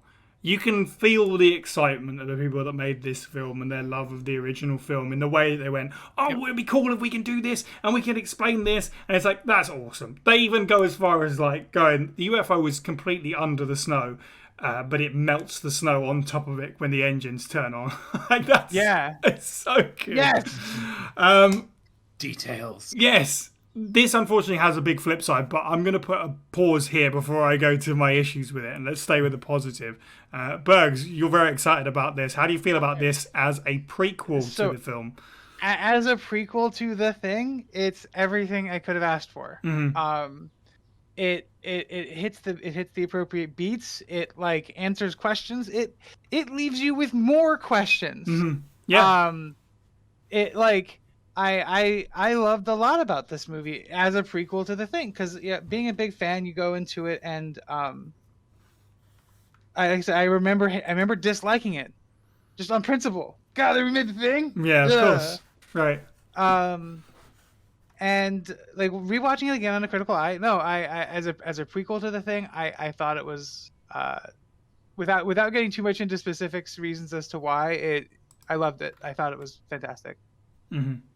I'm certain there's space to get more specific in the moment. Yeah, for sure. James, how do you feel about it as a prequel to the 82 version? It's the best prequel there's ever been. It's, you know, it's really up there, isn't it? Yeah. Like I can't think unless somebody do you know what? I said I wasn't going to mention aliens too much to myself, but if somebody did River of Pain, right, in a movie, right? Because that's what I was thinking with this. I was thinking. By the way, for those that don't know, River of Pain is like an audio drama and book prequel. What happened as Hadley's Hope and aliens was being alienified, right? That's what I'm gonna call it. But yeah, like that's the vibe I got like while I was watching it, and yeah, it's like I can't think of any other prequel, and what a great way to reboot a franchise as well. Yeah.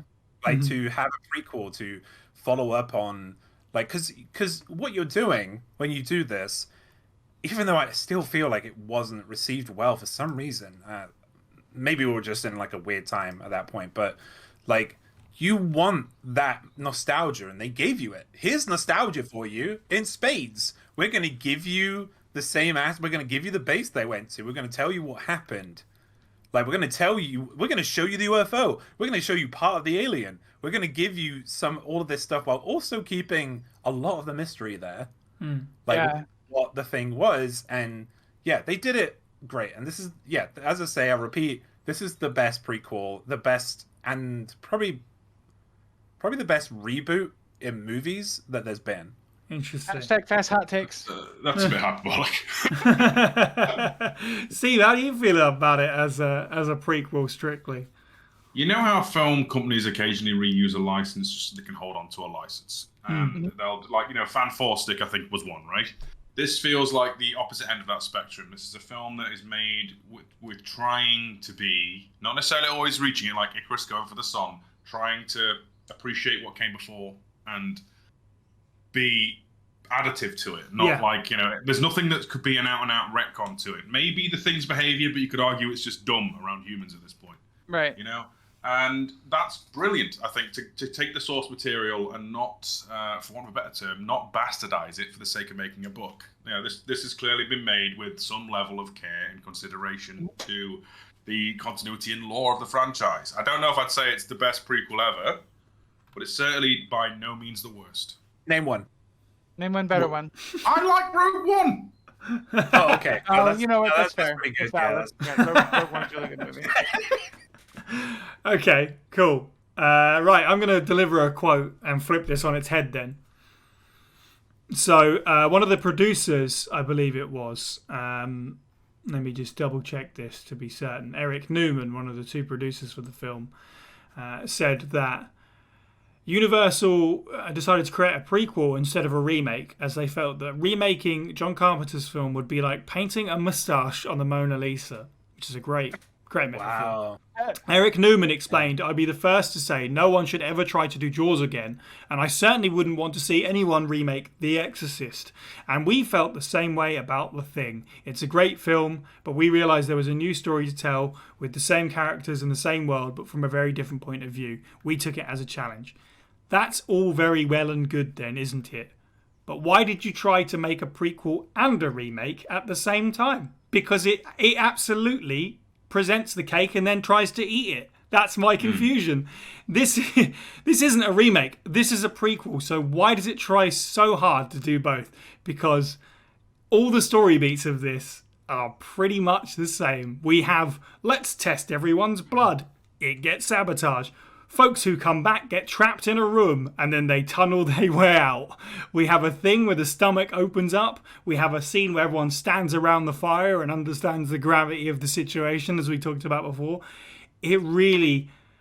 it could have been so much more. The promise of what it does as a prequel is so good that it's really kind of disappointing that it follows all the story beats for the original for me. And maybe that's just me, and maybe I could get like kicked off of this fence on this one, because people would say that about the new Ghostbusters film, but I would argue it has a plot reason for it to follow all the same beats. I have a defense.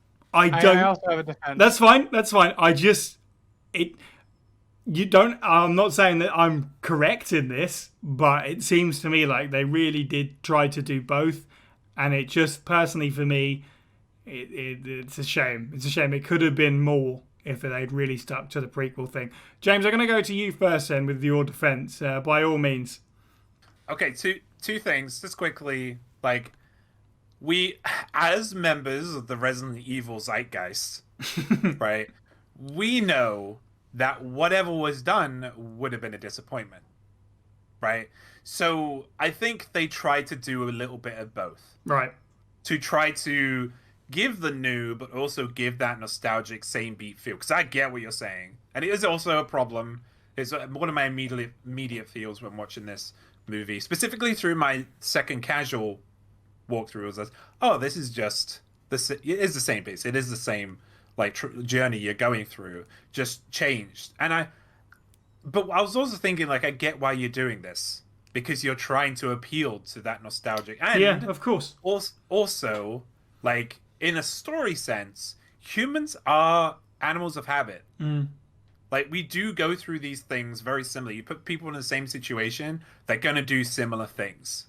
Like, but also change it a little bit. There's always going to be changes. There's always going to be variations. Yeah, so that's my kind of defense. Like, I still don't.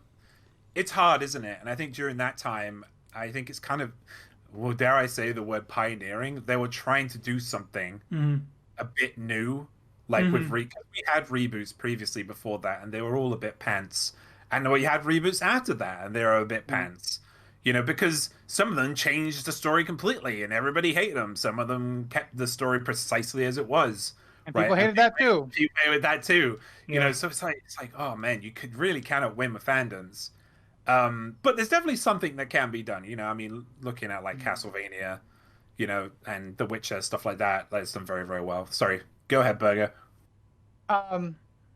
So I want to echo James a lot on there. I think that when you have a group of trained professionals, they're gonna have the same SOP. Like, so to me that made sense. To me it worked. That's completely fine. Like, absolutely valid, entitled to that. Like, I can totally see what you guys are saying, to a certain extent. Like, sure, it would make sense that they would come. Arguably, they could come to the same conclusion of let's do a blood test, and then of course. Yeah. No matter what, whoever is the thing is probably going to try and sabotage that. Like, logically, yes. For a film, it is a little bit like, but this is the same thing. And the tunneling out was one where it's like, well, that's just... But I do get what you're saying from outside of the film, like appealing to that sort of nostalgia a little bit. Steve, I thought I heard you humming in agreement with my point. It's just like, it's... You think about, I mean, obviously, you're taking the human nature argument out. Everyone's always stupid. They'll do the same stupid thing. You know, every zombie movie will always have some idiot who hides a bite. Right. And stuff like that. I feel like it's the same concept here, and maybe people are leaning a little bit too hard on it, if you know what I mean. Like, we've seen several different Resident Evil remakes, for example, and some lean heavily into the original source material, some not so much. And both have like had people give them shifty eyes at times. Like, I'm looking at two make and three make, respectively. Yeah, so I don't know. I get what you're saying though. Like, you know, it's trying to do the story beats of the original, but I don't know. It feels like every time they get to a point where they should do a thing, it sort of gets scuppered and thrown a bit off course.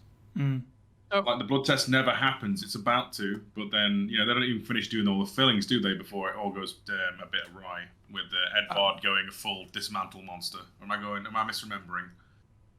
No, you're right. Because she sends them out to go check the fillings of the Americans. Yeah. Right. And I thought that was cool. Like, that was a nice different way to do it, because they both had the same idea to test everybody's blood against a previous sample. I mean, I'm not going to say subverting expectations because that feels a bit too lofty and too memey. But I do feel like stuff that should happen slightly, you expect it to go one way and then it shunts, and that uses the expectation of the original film as a result to do that. Right. Yeah. So I thought the fact that like when you're trying to think through problem solving, like, all right, so we can't do that. What's another way we can tell? And I found the fillings. So it's not a foolproof method, but enough to further the plot. So I'm gonna swing back around to the positive on that one, and this sort of reinforces why I felt like it was kind of a shame that we were sort of treading old ground, if you like. Is that the new stuff this film does is really cool.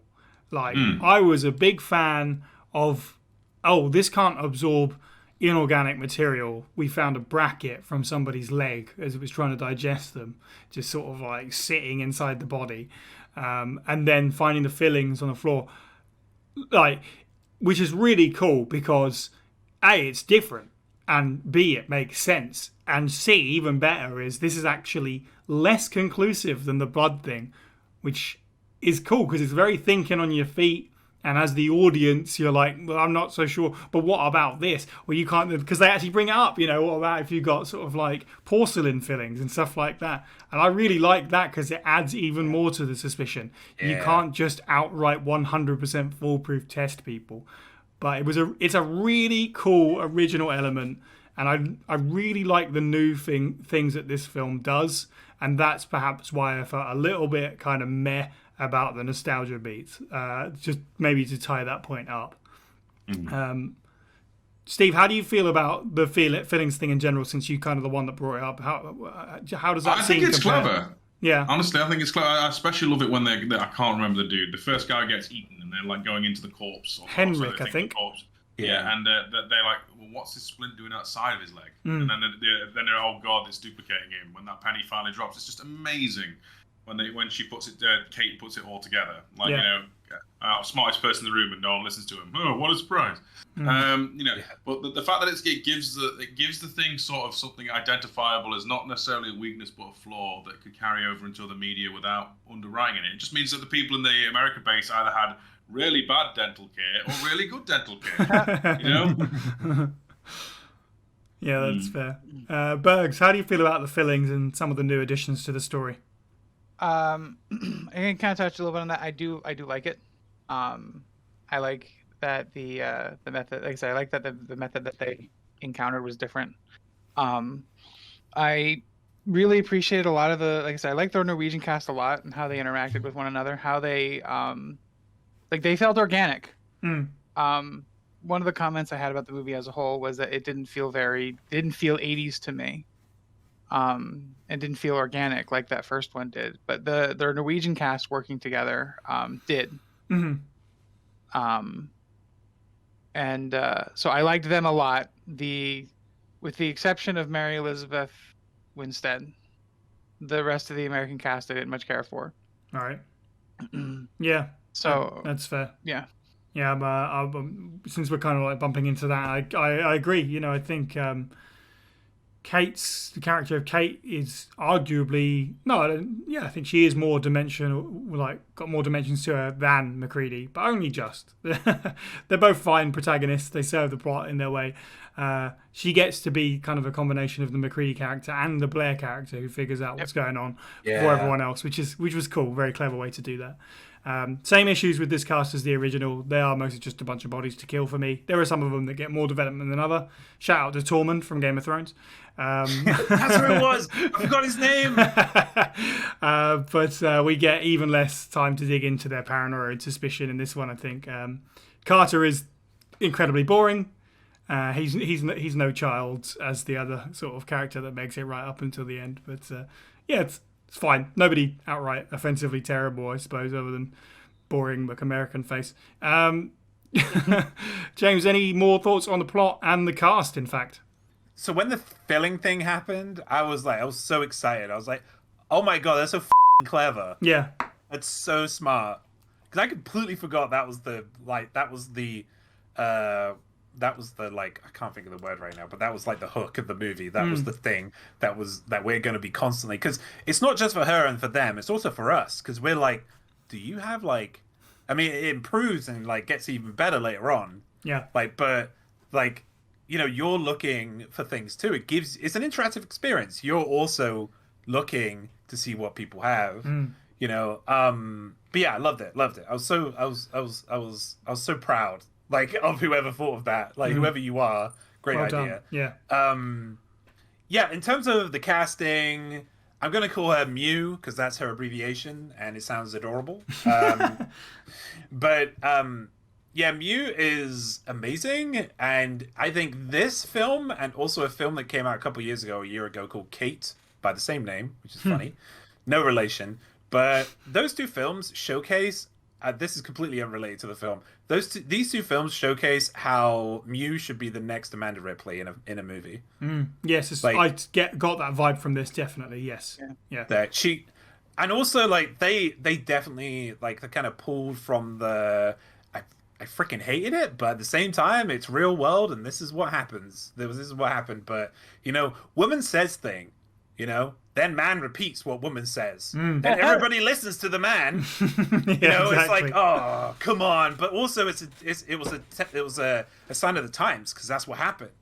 Yeah. You know, and then like Mr. Peepee Head, as I called him, you know, I thought of other names, but. Yeah, him coming out when she says that line about sterilization. What does Ripley say? She talks about quarantine. She won't let anybody in because of quarantine, you know, but she is overwritten by Ash, right? And she is again, well, Kate in this, Mew, is overridden because it's a man, right? And I was like, oh, I hate you so much. But that was like another big point. Oh god, there's so many good casting in this. Like we all love Lars, of course. Yeah. Lars Oh, is the yeah. best boy. But He's the Barry to Kate's Jill. Yes. but there was one big point in this movie, and it's something that I'm starting to learn about recently, and I realized that it's actually a really big problem in movies, and that's the Bechdel test. And in this movie, it's really bad. Like I thought it was going to succeed on it, but then it just failed. Like, you know, because we had this moment of these two women talking to each other. For those that don't know, the Bechdel test is when you got at least two women in a movie and they talk to each other, but it's not going to be because one of them is going to die or one of them is going to progress the story and then the other one disappears. But that's precisely what we get in this movie.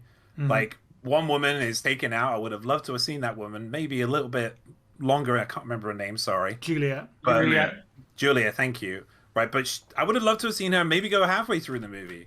Right, and you know, for them to have like some kind of rapport, because it's so tiring, right, to see like, yes, we love standing like a strong woman like solo role, but I also love to see women act in together. Yeah, you know, on the screen. You know, it's like, yeah. Anyway, that's my little rant over. Casting. I think, you know, Berg's already said it, and we were speaking about it yesterday. But yeah, the Norwegians really carried this movie. Yep. Like, they were so good. You know, they were like salt of the earth. You know, like say that, except for Edvard, they always seemed distant and superior to his men. True, good point. But he was meant to be. I feel like that was definitely. I think I was acted well because he was meant to be like that. He even like tries to take power from Kate at some point. But yeah, you know, there was one bit in the movie that really, I think on my note is here, oh, we can't kill the only two American men. You know, because there was just two, they just came out of the, I would have loved to seen like the other Norwegian bloke who was unwell come back and have him not actually have been sick. Yeah, exactly. Like it would have, because I mean, he survived that crash and he was unwell, but it would have been a great little redemption for him. Yeah, like at least something. And also, they could have used it as the weird tie-in they had at the end with the helicopter dude who came in for no reason. Like, it's... Well, Olaf's picked up another helicopter from somewhere out in the waste. Yeah, like he you know, it would have been like that would have been the perfect way to kind of end that. But you know, they needed their two Americans, but those two, they felt like fill-ins. They didn't. They really didn't feel like they fit. They fit the movie. Jerry Russell and Rich Davis. David. That's their names. That's right. Names. I looked it up. That's the actors' names. Oh, okay, fantastic. You know, the thing is, I like both of those actors in other movies. Yeah, absolutely. Like, but in this one, it just didn't work. You know, Kate was this smart, determined, independent person who, like, she knew what she was freaking talking about, right? And everybody else did. Oh, Adam as well. One of my notes is, you, Adam. Yeah, Adam. Right, I'm sorry, Sai. You're gonna have to bleep me. My right? notes on this podcast are a mess, so it's when they're in that room, right? And Kate turns to him and says, "You seen it too, didn't you?" And he was like, "Oh, I saw." yeah. He's a toady. He's a flunky for whatever his name was. You know, it's like, evil boss man. But Adam, and I'll stop after this. Adam also had the best line in the movie, which was, "What are you, an asshole?" I don't know, the way he delivered it was so funny, and it made me like, it was just great. Anyway, that's me. Steve, any thoughts on the cast of characters in this version? Honestly, excluding Kate and Lars, everyone else is kind of, for me, a bit meh. Like, I haven't even seen Game of Thrones, and on our recent rewatch, I was like, it's that dude from the meme. Yeah, yeah. He's looking for the big women. You know, the rest of it was just like, okay. I liked Peter. The second I started liking Peter, he gets shot. And then, Edvard's gone all discombobulated, and the evil science man's been caught. Yeah, okay, cool. The so-called love interest bit with Kate and Carter I thought was kind of hokey and rubbish, and I'm glad it ended the way it did. Yeah. With the flamethrower. Yeah. So, excluding our leading lady and her stand-in for Barry, not really. Fair enough. Okay, I'm gonna hesitantly unpin something and hope we don't get out of control here, which is what you were talking about with your headcanon for the thing, because I know we were touching about the 2011 version. So what I do want to say quickly is that the ending of this film, or at least a sort of third act, takes place on the Thing's ship, which spurs back into life as the creature sort of gets back in it. And I thought, for the record, I actually kind of liked that because it was doing something different. Like, I really liked that part and the sort of final moments as well, because it did something different. But that aside, that is actually not the original ending for this film. That was the reshot ending. Apparently the pilot ending, as it is known, which it got a bit of a Twitter campaign around the Zack Snyder cut era of Twitter.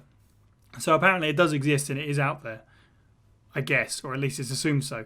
But like the truth. Right. But the truth is that apparently, or at least in the original version, that this alien ship isn't actually the Thing's ship. It's a prison ship.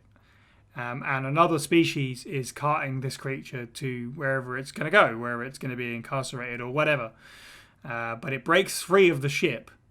And so therefore it's speculated that the reason the ship crashes to begin with is to try and kill this creature before it can take over the ship and then take it wherever it's going to take it and infect an entire species, which it unfortunately attempts to do here on Earth. Which I thought was a really interesting idea to take this, we found an alien ship and a creature that crawled out of it, and turn it into another layer. Almost like, and apparently the idea was that you could basically add like a really sci-fi prequel to this, or at least the idea in the in the 82 version that events have already happened in the Norwegian camp. In this version, we get our own Norwegian camp that is the spaceship that it broke free from, which is really interesting and really cool. I thought it was at least worth mentioning. But I'm going to open it back up a little bit to your guys' headcanons that you were going on about what the alien was up to. So by all means.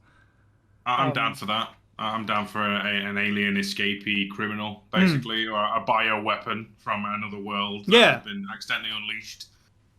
Definitely more compelling than just an angry spaceship filled with angry monsters. So, I thought about that a lot, actually. My other thought is, like, what if this was just a place where it would be stuck on a backwater of the ass end of the galaxy? And if the ship was not functional, then it had no way of getting off of this place. And so this would ultimately be set to be its prison because we don't have interstellar travel. Interesting. Right. But to talk about the headcanon of the thing, it's lashing out in the 2011 movie. It's reactive. It has no idea what we're doing. Like, it also kind of has a hard time controlling itself in a human body. Like, you see that a lot where it senses a moment where it can like strike, but doesn't quite understand that it's like, oh, this person can run away, or react to what I'm gonna do, which is something that it gets better at in the sequel, and you get the sense that it's like the next day. So like, all right, it knows like, all right, so I can't do this while anybody's around. I have to take care of these dogs while there's nobody nearby. True. Yeah. It starts taking control of the dogs. It gets caught out. Oh, what's going on? It runs away. All it ever does is it reacts to a situation and then tries to escape. Ever. So I think my headcanon is that the thing is just trying to go home, like James said earlier. That makes sense. Yeah. Escape containment. Yeah. Right. James, any rebuttal to this headcanon? I'm so interested in this like prison ship idea. Yeah. So I gave you lore. I should have known. Yeah, you knew what you did.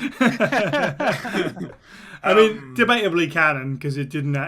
It's not in the actual final film, but right. But I would like to think of it that way. Yeah, it would be. I did kind of praise the prequel because it did give you some explanations, and it gave you a little bit more, which is nice because they were the first ones to discover it, so it should have been should have given us stuff. But maybe the prison ship thing, it would have been too much. Yeah, maybe so. Yeah, it would have been a little bit too much. It might have been something they could have built into a prequel, maybe. Like you can a further prequel, but still keep make it completely wild, make it like a completely wild idea that is hard to follow, and it's still vague, because it's alien. Anyway, I'm going off, but yeah, I do believe that this thing was just trying to survive. And yeah, it's a great point Berger just made about it, because it was something I was going to say earlier on, but I forgot about. It's so wild, when it comes out of the ship, that it just attacks whoever because it's just trying to survive, and then it gets to is it McMurdo? Is that the base in? No, it's not McMurdo, is it?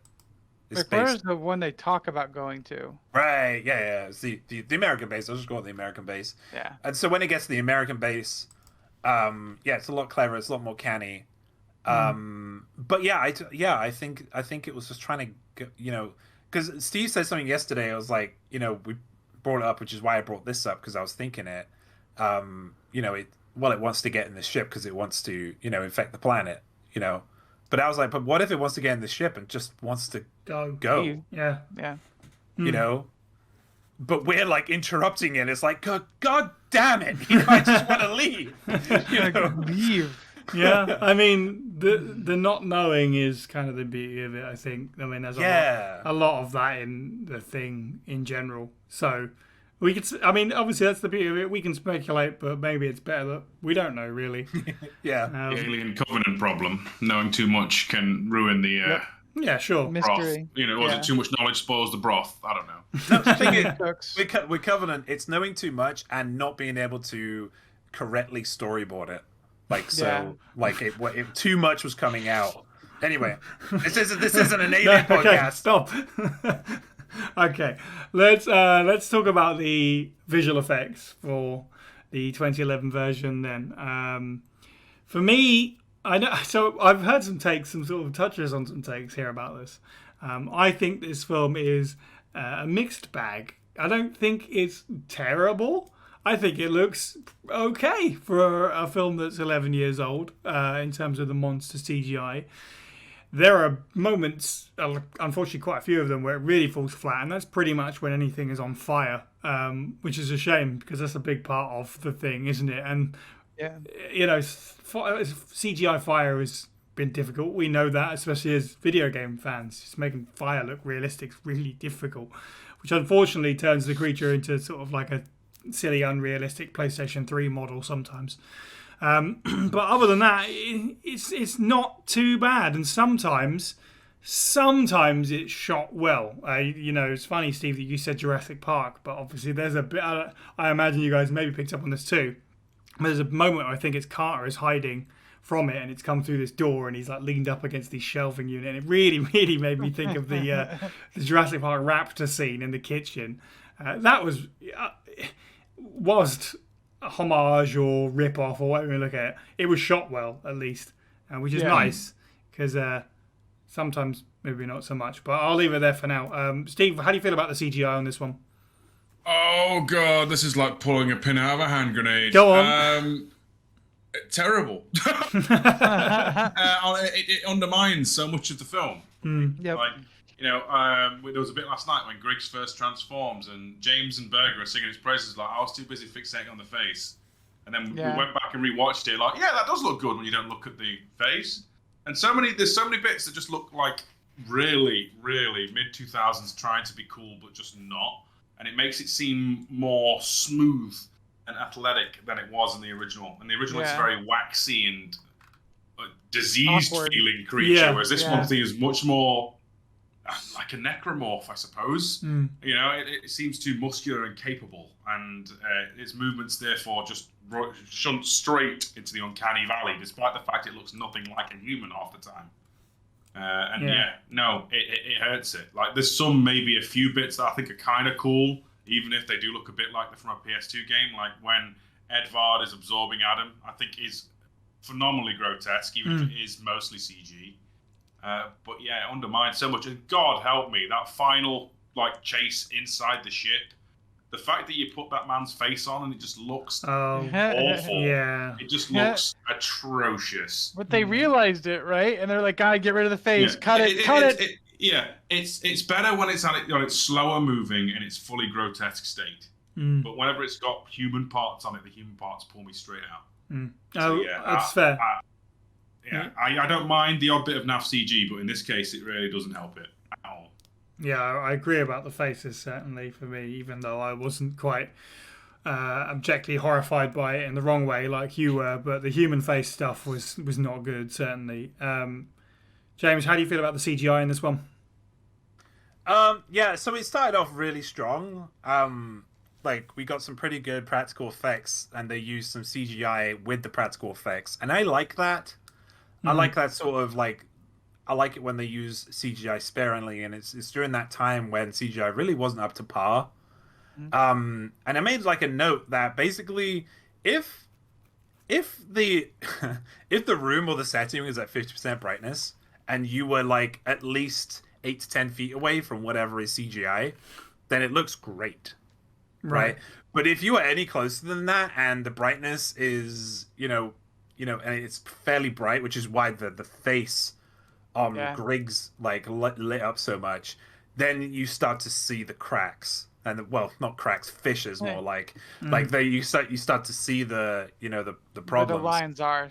Yeah, I really loved when it Griggs's chest just bursts open. That CGI was great because it's so fast moving that your brain can't really, and there was a lot of detail that your brain can't really figure out. Obviously it's CGI, right? But I couldn't really differentiate if it was CGI or not. Right. But then there was another scene which kind of showcases what I was just talking about, when American pilot guy, Budget McCready, was in the kitchen or pantry with the knife. Yeah. And when it just stood there in the room, this is another showcase of what I was just talking about, it being 50% brightness and being far away from it. It looked great.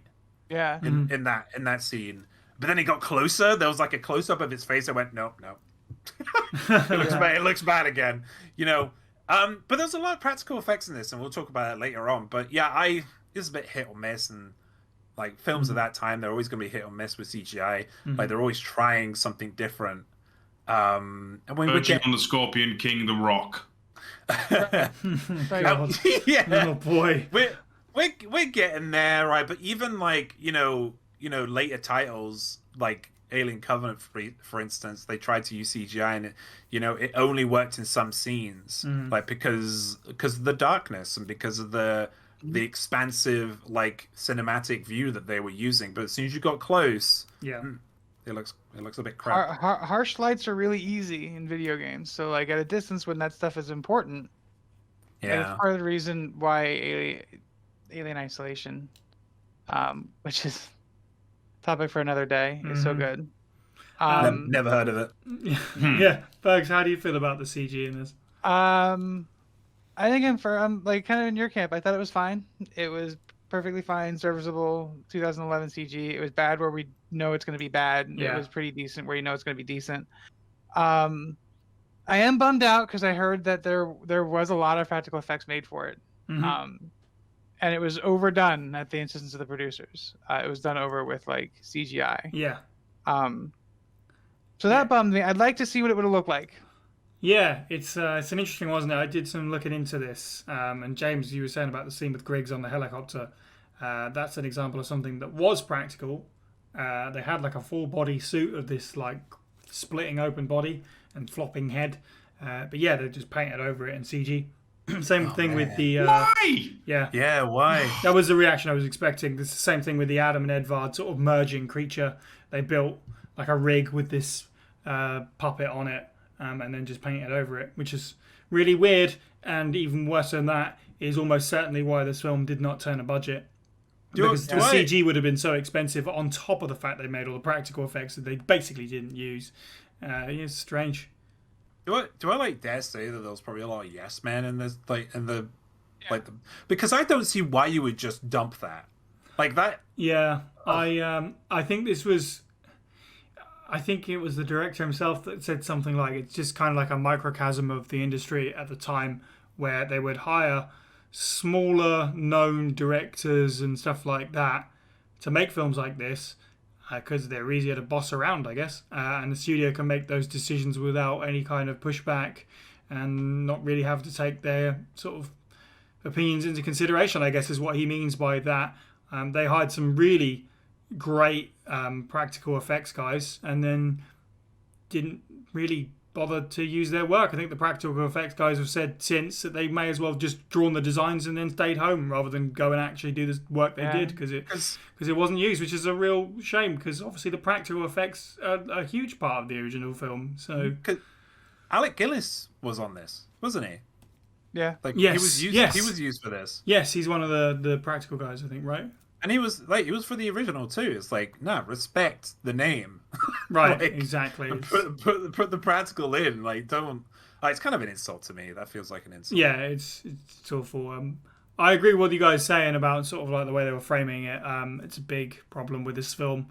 And we talked about what made the creature so good in the original film was just the way that you saw it and the not consistent sort of shape that it seemed to have and all this stuff. And there is way too many full shots of full-bodied monsters in this that takes it from that spark of the thing, the unknown, never-changing monster. And not just in general, but like each individual thing that you saw in the original one could be like completely wildly out of control and feel like it could change at any point. In this, everything just looks like the Demogorgon, which admittedly this is before Stranger Things. I'm not saying they ripped it off, but I'm just saying it's just like it's a oogie boogie monster. Like I didn't get that same. Seems a disservice to the Demogorgon. Yeah, I don't. I just mean it was the wrong direction to take. This is not the sort of like Cthulhu otherworldly horror that you needed. It just becomes a bit of a CG monster movie, unfortunately. They could all pass for necromorphs. Yeah, absolutely they could. Yeah, they could. Yeah, you're not wrong. Good. Okay. I think, are we good? Any more final points, or are we good to sort of like conclude on this? Because this has been a long one. Yeah. I want to quickly go over something.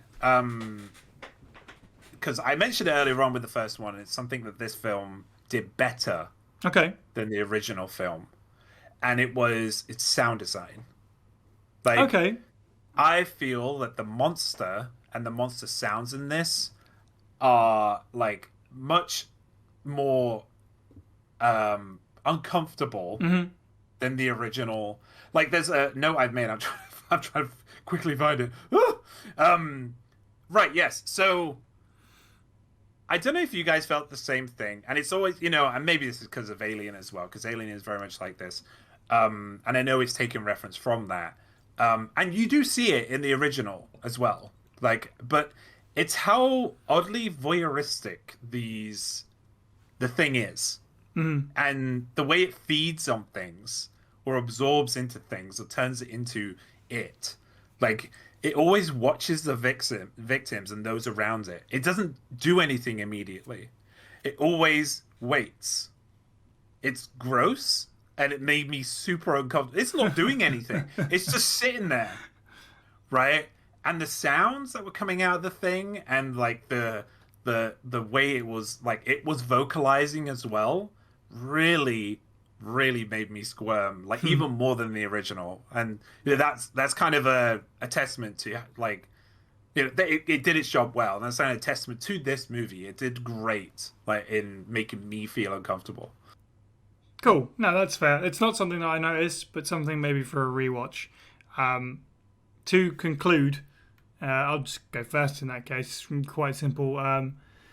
It's all right. I think maybe I'll rewatch it. Maybe I won't. If I will, I'll look out for the sound effects. I think that it is a bit of a confused film, and it's a little bit superfluous, which is a shame because the prequel stuff is so good. But it's like it follows the original so much with that beat for beat. Where if I kind of had both in my hands, I'm probably going to watch the original, which is the problem when you make a film like this.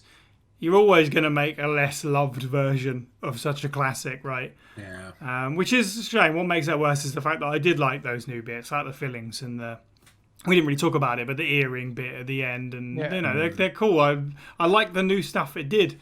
I'm glad I watched it, but I would recommend the original over it 10 out of 10 times. Unfortunately, it's good. 100%. It's solid. It's not bad by any means. But it's living in a big, big old monstrous shadow. Burger, what are your final thoughts on the 2011 version of the thing? Not to double jump on that. I thought it was fine. It was a perfectly serviceable film. I like the things they did new. I liked the things that they. I think it's cool that they plugged holes for continuity. Mm-hmm. If I were to obviously 10 out of 10 times, like you said, you'd recommend the original, but I would also add the caveat, like, hey, if you really like that one and you want to find out what happens, hey, the 2011 one's not that bad. And that's kind of how I feel. It's not that bad. Like, it's not the worst tie-in prequel soft reboot I've seen. It's not the best soft reboot adaptation I've seen. It's fine, which is okay. Apparently, it is the best prequel in someone's eyes. James, what's your final thoughts on the Thing 2011? You're damn right. So I can't tell you which one's better because I think, like Berger said, I think they're actually really good companion to each other. Like there are some things that are worse. There are way more worse things that I've done in the 2011 than the 1982, but at the same time, there are so many good things done in the 2011 that I think it kind of cancels it out because there are still problems with the 1982 one that I really don't like, that I dislike. They're not perfect movies, no movie is, including Alien. But yeah, I just think they're good companions for each other, and like Berg said, it's a great point. Don't if you watch the original, don't cancel out the 2011. Just come into it don't come into it that toxic nostalgia. Just go into it with fresh eyes and treat it as it is, a prequel, and it does it well. Yeah, I agree. Steve, any more final thoughts for the 2011 version of The Thing? To put it into an analog, this feels like if RE96 was directly up against Resident Evil 0. Same kind of level of condemnation among the fandoms, mostly. Reviled for things that aren't always really its fault. It tried to do a few new things. Has a standout female lead who kind of get buried under all the mess. So yeah, it's Resident Evil Zero, the movie, is what I'm trying to say. No, honestly, okay, it's a fine film. If you ever give me the choice, much like my compatriots, I'm gonna have a choice between 1982 The Thing or the 2011 The Thing. I'm watching the 82 The Thing. But that doesn't mean that the 2011 one deserves the flack it's got by any shape of the imagination. I'm probably the harshest on it this time. So yeah, it's strange how history has repeated itself, and the new Thing film got completely butchered. So we're gonna have to be, very aware when the next film comes out why people are critically bombing it, even if it turns out it's actually really fine. Yeah. Because history repeats itself and just doesn't like Thing films. Right, much like the events of both of these movies, history repeats themselves. Yeah. So yeah, it's okay. It's not the best. It's certainly not the worst. And at some point, somewhere, people have the heart in the right place. So if you like 82 The Thing and want more, much like everyone else has said, check it out. If you don't, then just watch more Kurt Russell. Well, nothing else remains for me but to thank our contributors and our Patreons once again. Support the show for as little as $1 a month to help us create more bonus content like this one over at patreon.com/FASprayPod. You can join the Discord server to get in touch with members of the team and our community, discuss Resident Evil with us and other fans, and listen to the podcast live as it's recorded. You can find a link to the server, as well as our Twitter, Facebook, Twitch, Instagram, YouTube, TikTok at faspraypod.com. You can find the podcast on YouTube, Stitcher, Spotify, and iTunes, and if you enjoyed the show, please do leave us a review where you can. It helps spread the word. Thank you to the panel. You can follow all the Pueblo people individually. I'm at Siniac_123. Steve is at FB Steve Was Taken. James is at Moist Owlet OFF. And Burger is at It's Burger Time. And finally, thank you for listening and have a good week.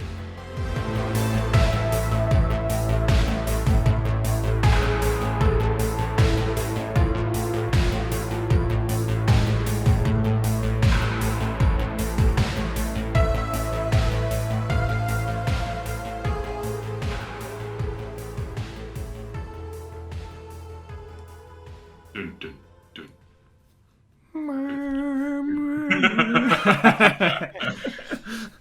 Wait, why are you guys not getting picked up? What the devil? Nobody ever picks me up. It's a damn shame. Nobody ever picks me up. I'm too tall. I'm 6'1". Nobody ever picks me up. Same. Pick me up. I would Pick me up inside. Oh, Pick me up. Pick him up. That's the chorus. yeah.